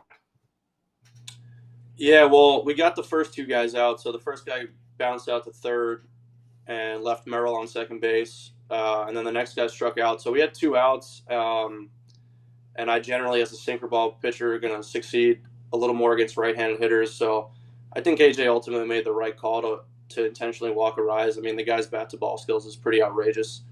And as a sinker ball guy, I'm not like the most swing and miss heavy type pitcher. So it's probably the best move, and we got a matchup that we wanted and I'm comfortable with against a right-handed hitter. And just tip the cap. I mean, he's a $400 million player. He got a ground ball, went through the hole. Just kind of happens like that.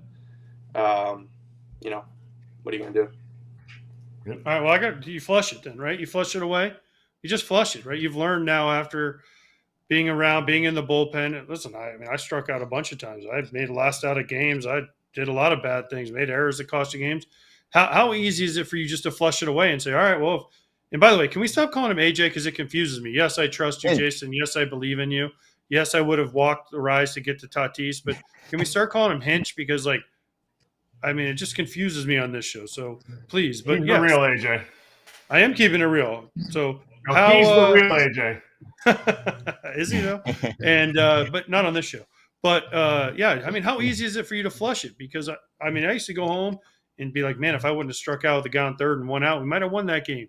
So tell me about how easy it is for you just to be like, all right, he hit a ground ball, got through the hole. And by the way, you started with the guy on second. It wasn't like they had to get all these hits to get there. You started with the guy on second base out of your control.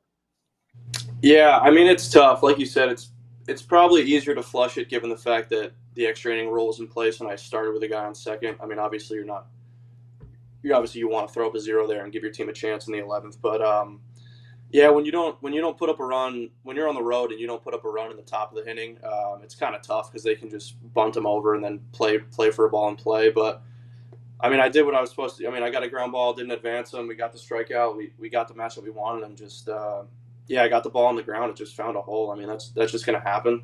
So it's a little easier to flush it in that sense as opposed to like if it was the 8th or 9th inning and there was no one on and I let up a run that was fully on me.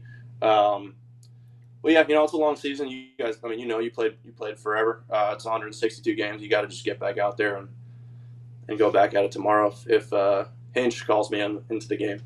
Yeah, nice. That's a good adjustment right there. It's a good mid-show adjustment. This is why he's a good guest because he gets it. He does. He does. He's young. He watched Austin Powers. He's got it going. Okay, before I hit quick hitter questions, one more for you. So what's your best moment of the year individually? Like, what's been your favorite moment? Like safe situation, getting out of a jam, something crazy, big win. When you look back, we're almost at the finish line here. Damn, that's a good question. I don't even know if I've got one this year.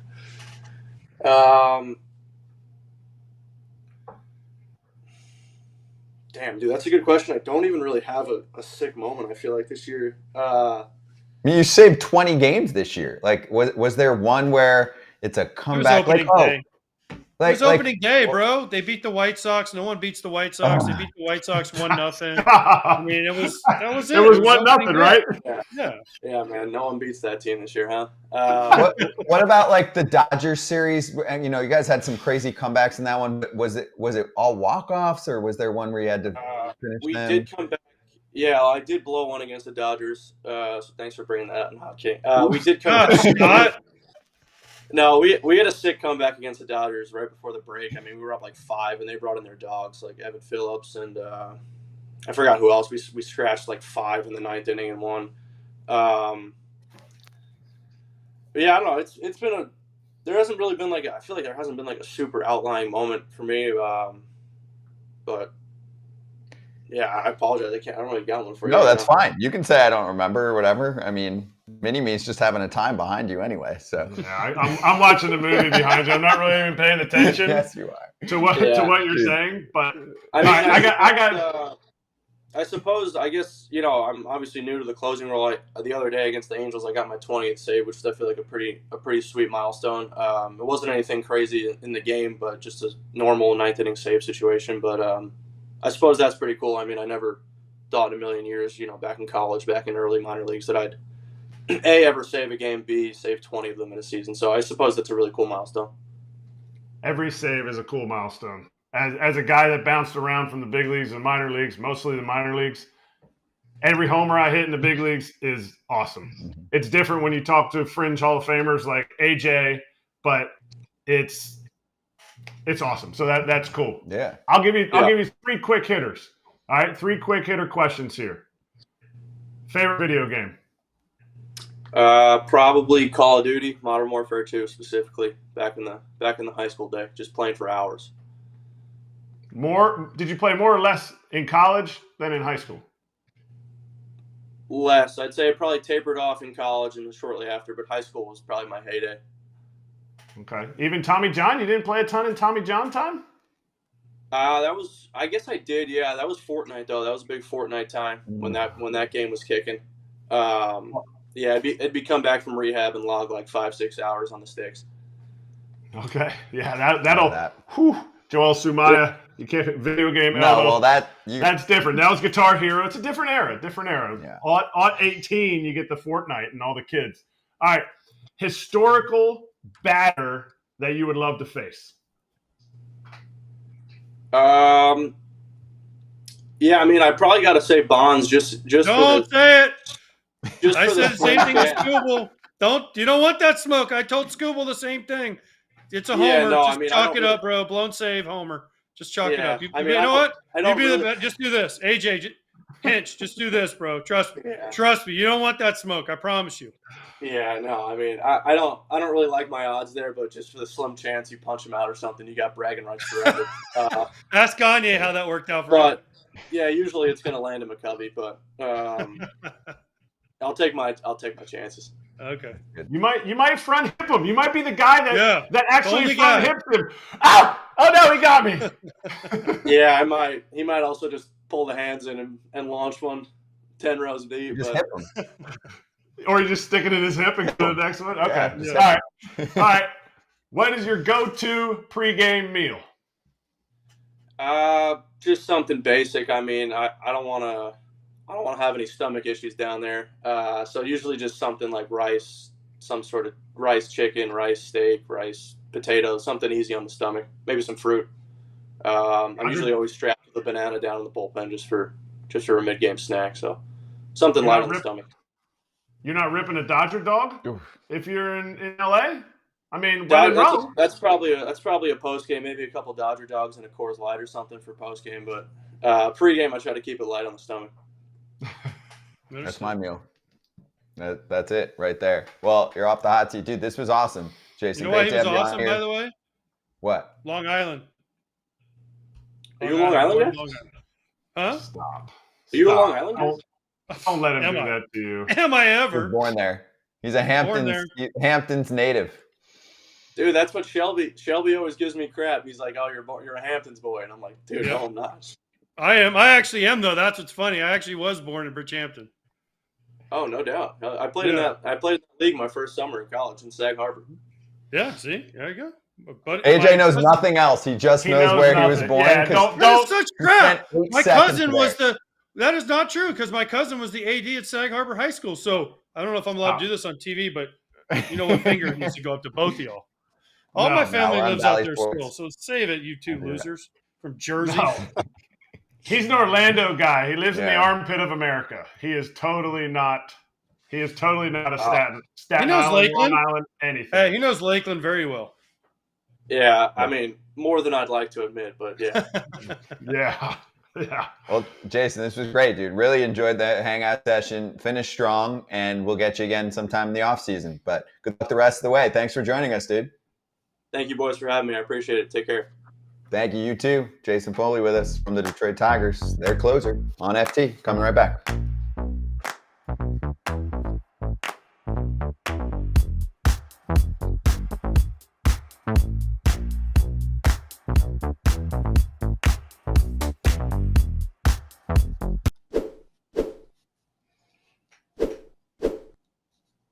All right, so the real reason why I traveled far to the middle of somewhere in parts unknown, literally many people don't understand where this place is, in Pennsylvania, is so that I could be next to Erik Kratz, I could hear his breathing, and I could sense an improvement. Do you hear that? I don't. You don't hear it because it's me breathing through my nose. And why is that? Because the Navage. The Navage is, I don't even, like I've told a couple of my friends snore and their wives are saying the same thing that my wife is saying. Like, just try it. If you don't think it's going to work, that's fine. I'm not saying it's going to work for everybody. It doesn't cure your snoring, but it has done a world of difference for me. Yeah, that is a good way to put it. You should try it. You really should try it. I was definitely one of those people. I'm kind of lazy too. I don't want to do that much. That's why this fits, right? It's like easy. It's an easy setup process. It's like 30 seconds. You get the job done. Yeah, it is a very quick process. So it helps, of course, with snoring. It helps with breathing. And they use smooth saline flow, gentle patented nasal suction to clear those nasal passages. You just kind of hold it up to your nose. You press start. It's automated. You got the button. And if you look at it right now, we're getting into like the cold. Kids are going back to school, cold season. A lot of colds start in your nose. If you flush it out at night, better chance you don't get sick. AJ, would you try if we get you one? Can we order you one? Sure. Yeah, see? Sounds clogged. Yeah, that's Sounds clogged. I mean, I can make it sound clear. Listen, See how clear that was? Now listen. Feel this, No, see, no, you no. can make it do whatever you want. Be sure. I'm of just course I saying, try one.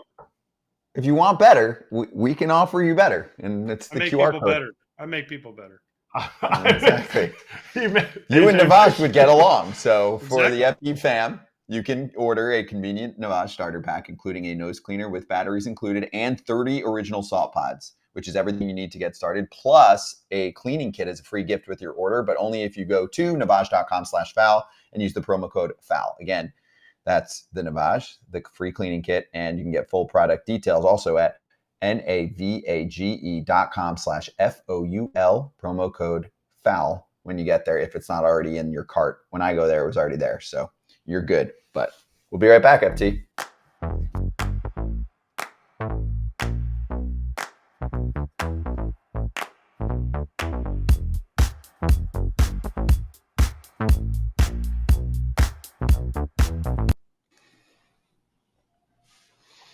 FT fam, the FT leadoff newsletter is free.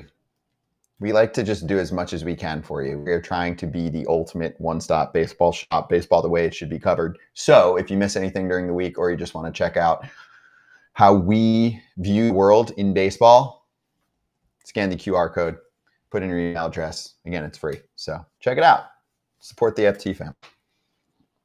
Yeah, that's what he said. That's what he said. That's what he said. That's what he said. This has become a 2-day story because we had the blown save. Now we have the quotes, and we have a closer who is out of his role. I mean, even if he's part of a mix of bullpen arms, Clay Holmes is not the only guy that is going to be featured in the 9th inning now. So let's show an Aaron Boone quote or two, and then AJ, you can jump first since we didn't get your take yesterday. But Boone said the Yankees will get creative with the closer role in the short term. This is a good tweet from Jack Curry, crushes it with the Yanks. He said Holmes could still be in the mix. I don't think Boone wants to publicly say Holmes has lost his job even temporarily. Expect the Yankees to go with matchups for the foreseeable future. And then the New York media is always sharp, right? They ask and ask and ask, and they were asking about Luis Gil and Clark Schmidt as late inning bullpen options, and Boone said never say never. AJ, your thoughts? I mean, at this point, they're probably going to try anybody. I mean, I think Canely, you got to give Canely a shot. Maybe Luke Weaver. I just don't know. I mean, this is what we've been talking about for the whole year with the Yankees, right? Clay Holmes doesn't strike guys out. When he gives up hits, they seem to be good, big hits, especially when he's facing ex-Gators like Wyatt Langford and they go out of the park for Grand Slam homers. But yeah, this has always been the thing with Clay Holmes. When he's good, he's really good. And now they're like, it's too late to go out and find somebody else. So they got to go with in-house options. They have other good options. So the Yankees bullpen has options. That's the one thing. But gosh, it's just, it sucks to be September 5th and you're a team that's going to the postseason. You're going, well, who's our closer? Most of these teams have it locked up already. This is clearly, they're going to be going by the sheets, and they print these sheets out before the games, and it's green, this is a good matchup. Red, this is a bad matchup. And it kind of, they color code it throughout. And to me, isn't that what you really want? This team is about winning a World Series. And Aaron Boone's going to have to figure out, yes, who is best in certain roles. But it's ultimately, you got to put guys in situations to have the most success for their team. And if it's Clark Schmidt, who is striking out more than one before he went on the IL, striking out more than one guy an inning. It's Tommy Canely striking out more than one guy per inning. And Clay Holmes, we just talked to Jason Foley, who's the closer for the Tigers. He doesn't strike out a lot of guys. So to me, it's how are you supplementing your pitching rotation based on the matchups? Because you don't have a bullpen that goes, well, we're just going to come right at you, and we're better than you. I think the bullpen is really good. I think they have a lot of great pieces. This is where September and October, Aaron Boone is going to he's going to earn his salary as a manager, because he has to figure out how to do this based on what the analytics is going to tell him. I'm going to take a different turn here because I didn't mention this maybe ever except in the last offseason. One of the best closers of our generation was available this past offseason. He's completely Craig Kimbrell, he's on the Orioles. Josh Hader had one offer this offseason from a team that regularly smacks many of the other ball clubs we're talking about. And then we get to the trade deadline, and the crying is, oh, the high leverage arms are too expensive. There's only a few, and we missed out because we're not giving up prospect X. There's a way to solve that. It could have happened. Why weren't they in on Josh Hader? What didn't they like about him? I'm curious. If they lose ninth inning games in the playoffs this year, you should look back at the offseason and say, why didn't we place a phone call? Hader's agent's been on the show. Hader was on the show yesterday. He's talked to us in the past on this show about getting one offer. And his agent said nobody was that interested. Now, the bite back might be, well, it's too expensive. We knew that we weren't going to play ball in that world. Well, that's a mistake, because if you're saying that. But they also thought Clay Holmes was the answer. That's the other. That's what I think it is more. But Ryan Presley was the answer for the Astros. But no? they said we can Brian get Hader. Abreu's We a can great upgrade. answer. We can go Abreu, Presley, Hader. We got to shut another World Series. Why don't we do that? And that's what they just chose to do. They chose to allocate resources differently. Yeah. Look at what the Yankees did. They went out and got Stroman, right? Who else did they get? They went out and got Soto, well, via trade. Soto. Yeah. They went out and got Verdugo, right? They needed offense. So what they do? They tried to go get offense. Okay? They went out and got them. They thought their bullpen was going to be fine. It's been, I mean, listen, they're right there in first place. So it's not like it's awful. But the Astros said, man, we need another guy in the back end of our bullpen because we lost Neris and we lost some other guys. Here we go. We can go get Josh Hader, one of the best closers of our time for this deal. Let's do it. It's a no-brainer. So teams allocate resources differently. The Yankees thought their bullpen was going to be fine. Yeah. Can we stop talking about the Yankees at the trade deadline? The whole year, everybody wants to talk about the Yankees are going to go get this guy. How many times have the Yankees been disappointed at the trade deadline? I think Cashman won the offseason trades, making the moves. He didn't win. You're saying he did well? He did well. He didn't win. He did what Brian Cashman had on his plate to do, and he succeeded. He went out and got the best available piece in the offseason. Got it. Juan Soto. Best pickup. So he won that part. But when in his tenure have they made a monster trade deadline move? And I'm not an ex-Yankee great said this in one of our team meetings. Don't expect Brian Cashman to make a huge move. This is the team that we're going to play with. That's fine. Then you should have been in on Josh Hader. That's my point. If you don't want to trade the assets, then pay for them. You wouldn't have this problem. We would not be talking about this right now. That's all. Pinstripe Territory goes over this as well. Our guy Derek working behind the scenes with us right now. So make sure you check out that show. Bottom left corner on your screen right now. There it is. Derek crushes it. He does. But he should be pissed because the Nats took his hat for their home run derby. Shout out A.J. Pierzynski. He called that when True. Dylan Cruz his first homer. So Derek, sorry. I know you got a new show, but you got to go to Natitude Park to get your hat back because the boys have taken it. Just like they took that series from the Yankees. You can air your grievances with Derek, Pinstripe Territory on YouTube, wherever you get your pods. Check it out. FT coming back to preview some games with locks.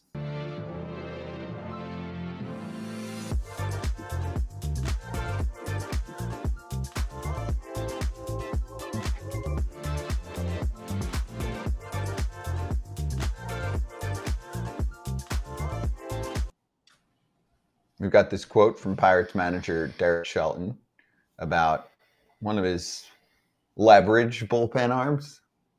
Not going to say hi. Rowdy, baby. Rowdy, baby. Rowdy's a two-way guy now, so he's going to get paid like Shohei this offseason. He's a two-way guy. He's the Mexican Shohei. Ask him that next time he comes on. I guarantee you give you a good answer. So here's what Derek Shelton said when he was asked about Rowdy Tellez pitching in the 8th inning of an 11-0 game. Was Rowdy in the 8th just because you guys don't have an off day tomorrow? I'm just trying to... Yeah, come on, Noah. It's 11-0. It's 11-0. Bednar, Holderman both threw yesterday. Santana's been our best reliever. Chapman, I'm not going to pitch in that situation. Come on, you've watched enough baseball to know that. It's 11-0. Seriously. You know, you don't have to ask it. There's a better question than that. Seriously. I mean, it's 11-0. Agreed. I agree with what he said. It's 11-0. The bigger question should have been about the no-hitter. Like, what'd you see from Imanaga? Something like that's – what did Bryce Harper say? Clown question, bro? Like, that's – like, yeah, guess what? Yeah. Guess what? It's just I don't know. There's no reason to ask that question. It was 11-0. He's not going to use one. Was he going to bring in Bednar and Chapman in an 11-0 game? Come on. No, that actually, it makes it sound like you don't know ball. Like, why is Rowdy in that game? Why do you think it's 11-0? Also, by the way, I haven't tracked his post games that much this year, but in general, I've spent some time around Derek Shelton. He's up there. He's one of the nicer managers, especially for a dude who looks like he can, crumple you up into a little piece of paper and throw you in a trash can. He's pretty strong. He's a tough-looking guy, but then you talk to him and you're like, oh, this dude's great. He's really nice. Very good. Let's keep in mind, he's going through it right now, so you're going to hear that frustration. Pirates have not played well in the second half of the year.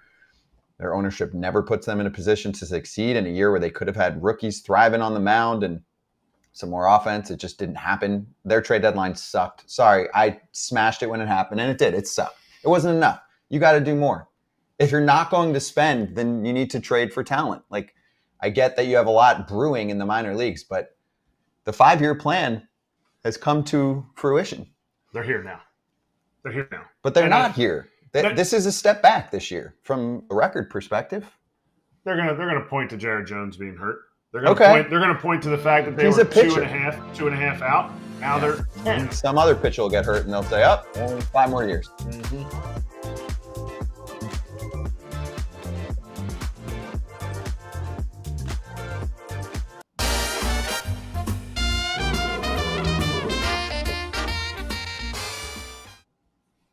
BetMGM locks. Todd Father's on fire. Just got to keep listening. Just does and telling. He just does it. He rides hot streaks. I lost with the Yanks. It came back a little bit late, but they got smashed. Todd Father gets his Mets win over the Red Sox. Adames didn't get it done. Rare night for you. Yeah. Where Adames lets anyone down this year because he's been awesome. And he was hot against Gray going in. Yeah. 6 walks, like 5 for 12. I bought what you were selling. So we need a pick-me-up. Jonathan Papelbon, what do you got? FT fam, what's up? It's your boy Parlay Pop coming to you. Listen, I know we missed that 3-legger, big money. We missed it by 1 damn run. Mariners couldn't come through for us. But listen, we're going to get back on the horse today, and we're going to ride to the cheese, baby. So here we go, 2-leg parlay. We'll start off with the Texas Rangers, okay? Texas Rangers throwing his kid Bradford today. Stud, I think. He's going to be a stud eventually. Sub 1 whip. I love guys with good whip. So I think he's going to beat up on the Angels today. And I'm sticking with the San Diego Padres with the walk-off last night. So I think they're going to keep it rolling, baby. Plus 145. And we're going to put a hundo on it. Let's get that cheese. Nice performance. I feel like if I saw that for the first time from Pap, I'd be cracking up. But I'm like, the dude, he shows up. Seemed better. He did his hair, so I don't think he felt like he needed to like bring extra energy. He's like, I feel handsome today. I'm just going to deliver. It was more confident. Yeah. And he didn't have his old Mississippi State shirt on that he had on the other day. Yeah. So there weren't any like clear-cut digs going there. So he's got Texas and San Diego on a parlay. I'm going to do a same-game parlay. I've got the Phillies beating the Marlins to get them 1 step closer to that 100 loss mark, and then Ranger Suarez going over 4.5 Ks. I like Suarez based on some metrics that I follow with strikeouts, some dudes that I follow on K props. I need a little pick me up, but I was like, minus 140. I'm going to pair that with a Phillies win. So plus 110 for me. Who else has a parlay?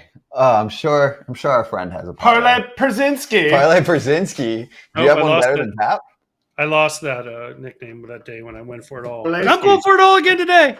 I'm going for big. I'm going big today. Real big today. All right. I'm gonna catch Todd Father by the end of the year.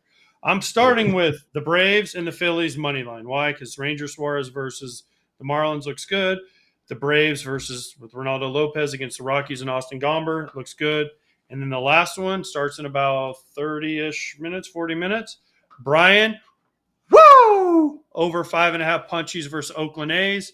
and that gets me to plus 220. Yes, three-leg parlay only to get to plus 220, but I'm putting $400 down, so that will get me 880, and that will put me well over the 2,000 mark, and I'm halfway to Todd Father. See, I don't think AJ until today knew how far Todd was ahead. So no, I didn't know that. I see the competitiveness because there's. I see that.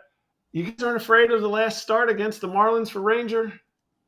I'm afraid. 0 strikeouts, and he gave up 6 runs. I'm just saying he might bounce back, but I blindly follow the boys, so I'm tailing all of it. I'm just saying. And you're the Philly guy, so I'm just saying that makes me second guess. So I'm tailing, but I'm also going a matchup of Merrill Kelly versus Blake Snell, 2 guys who are going the opposite directions with their last month, and I am tailing the fact that Blake Snell has been killing it. The Giants are paying me plus 150 on the run line, win by 2 or more, and I feel like Blake Snell's been killing it. Merrill Kelly's not, and this is the day that San Fran, in about 30-some minutes also, this game's starting, and San Fran's going to win it. There you go. Okay. By the way, you know how I know my bet's winning tonight? Because when I sent it to Claudia to put on the screen, you know what her response back to me was? Sheesh. Sheesh. I got a sheesh. Sheesh. Sheesh. Yeah, it's going to get carpal tunnel. Type so much in for your picks. I said, don't sheesh me. Well, if you're new to the BetMGM app, we've got the offer for you. Promo code is FOUL, okay? Download the app, sign up and deposit at least $10 into your account, and when you place your first wager, you can get up to $1,500 back in bonus bets if that bet loses. If the bet wins, great. If the bet loses, your bonus bet will be available once your initial wager is settled. Gambling problem or concern, call 1-800-GAMBLER. Bring it back here, because we got the Atlantic City Borgata tournament coming very, very soon. We are 1 week away.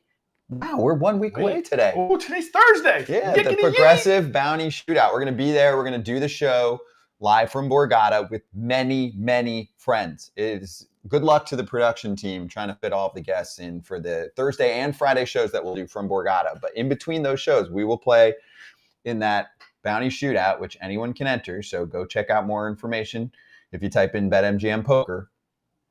Let's announce 2 names.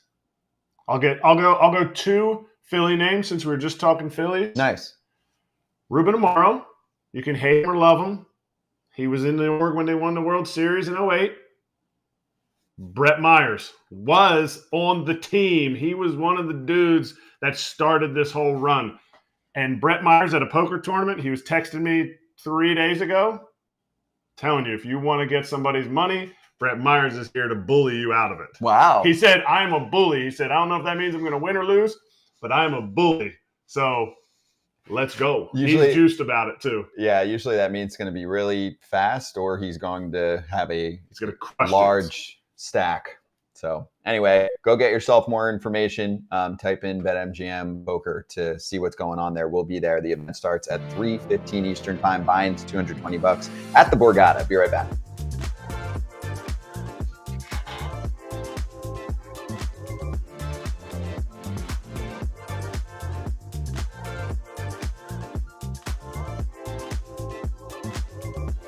How, with everything that they've seen in Toronto, meaning the, Alex Anthopoulos and when he pushes in and when a team has an opportunity to win, how can they still stay with, to me, an underachieving front office like Ross Atkins and what he has built up there? How can they continue to stay with that for another year?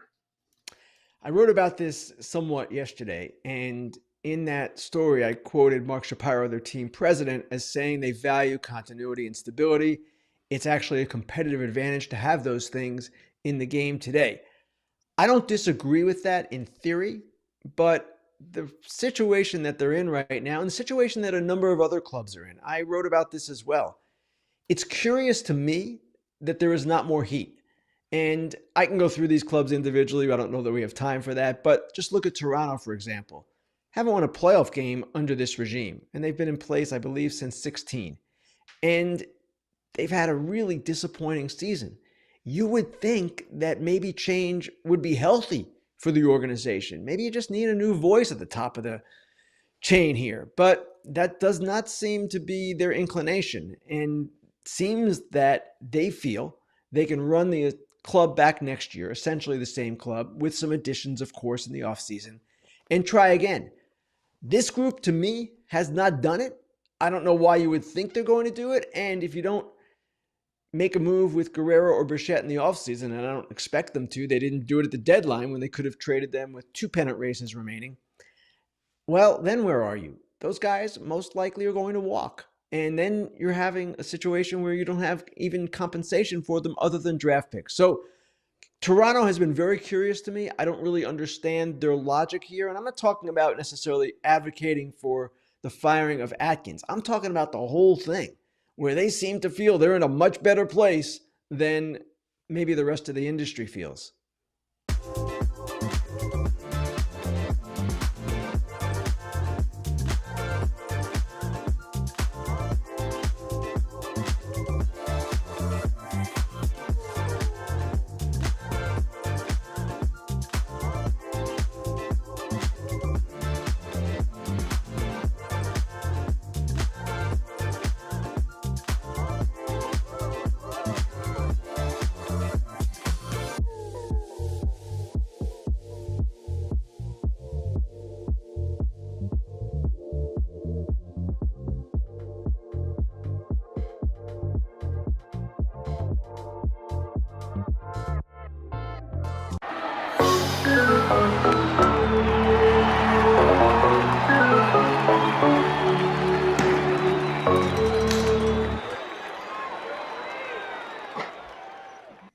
Super quick Kratz hats, because then we can show the Tisa screen on the finish line here. I figured I had to wear this. Jason Dominguez is still wearing it, so I figure I had to wear it. So me and the Martian are the same. We're twins.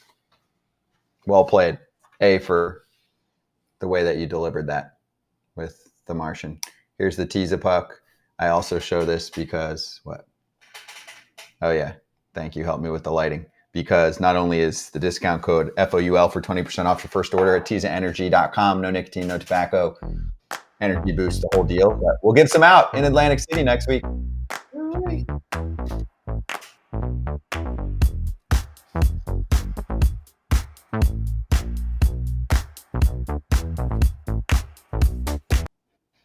Let's get to a few more questions from today. I need money. Any chance Nolan Arenado gets traded? That was from earlier when we were talking about who could be available, third baseman wise. No. No. He's had too big of a down year and he's making too much money. I don't think someone will take a chance. And he's been DHing a lot too. Okay, here's all day. Burns, talking about Corbin, has had declining strikeouts and velo for years. He's looked like crap for at least a month. What will make him magically fine next year? It doesn't make sense. It is a decline in velo and command that started a month ago. It's not like it's been an issue all year. He's running out of gas. There's a lot of takes here. Also, I mean, judging a player by one bad month can be a little bit stupid. Yeah, plus he just knows he's having to carry the whole team. I mean, the whole pitching staff at points. With all the injuries they've had in the starting rotation, he's like, man, I got to go 7 every time out. That's a tough way to have to pitch. What's a way to go deeper into ball games? I mean, how do you go deeper? He's still going. I mean, yeah, less pitches. They're not going to let him go 125. Do you think that? No, but I'm saying, like, what do you want? Do you want like he's figuring out how to go deeper into ball games? That's my point. But then your strikeouts go down, and I don't know about the velo situation, but. So you're saying you don't want a guy who has Cy Young, has been top 8 the last 4 seasons in the Cy Young, and you're going to say because he looks tired or he doesn't have quite as many strikeouts for 1 month that you don't want him? And how old is he? Well, he must be like 38 then or something, no? He's 29. Oh, he's Look how 29. pitchers have aged. Look how Verlander's aged. Look how Scherzer's aged. Like, these are... You're gonna get prime years from Corbin Burns. You know, like unless you have that, like, you know, that big build where you feel like there's going to be durability. He's really small, isn't he? He's made 28, 33, 32, 28 starts. So you'll take one bad month. Let's put it that way. You want him. 29-year-old, 6'3", 245 pounds. I don't know. It's a tough sell right there to try and tell me that you don't want to sign him. Now, sure, everyone has a limitation on what they can pay, but I don't think you're going to talk me out of. They make your limitation. Correct. You're not going to talk me out of that one. So it's not a bad question. He's struggling, but I just think like we got to look at a bigger body of work. AJ, correct? Yes, that'll be fine. Yeah, it'd be fine. Dodgers territory coming up next. I'm sure Dodger fans are like, we'll take him. No problem. We'll take him in the offseason. And they will take him. Yeah, they're definitely going after him. Alana and Clint taking over. We'll flip right over to that one for you. If you're here, watch it. It's great.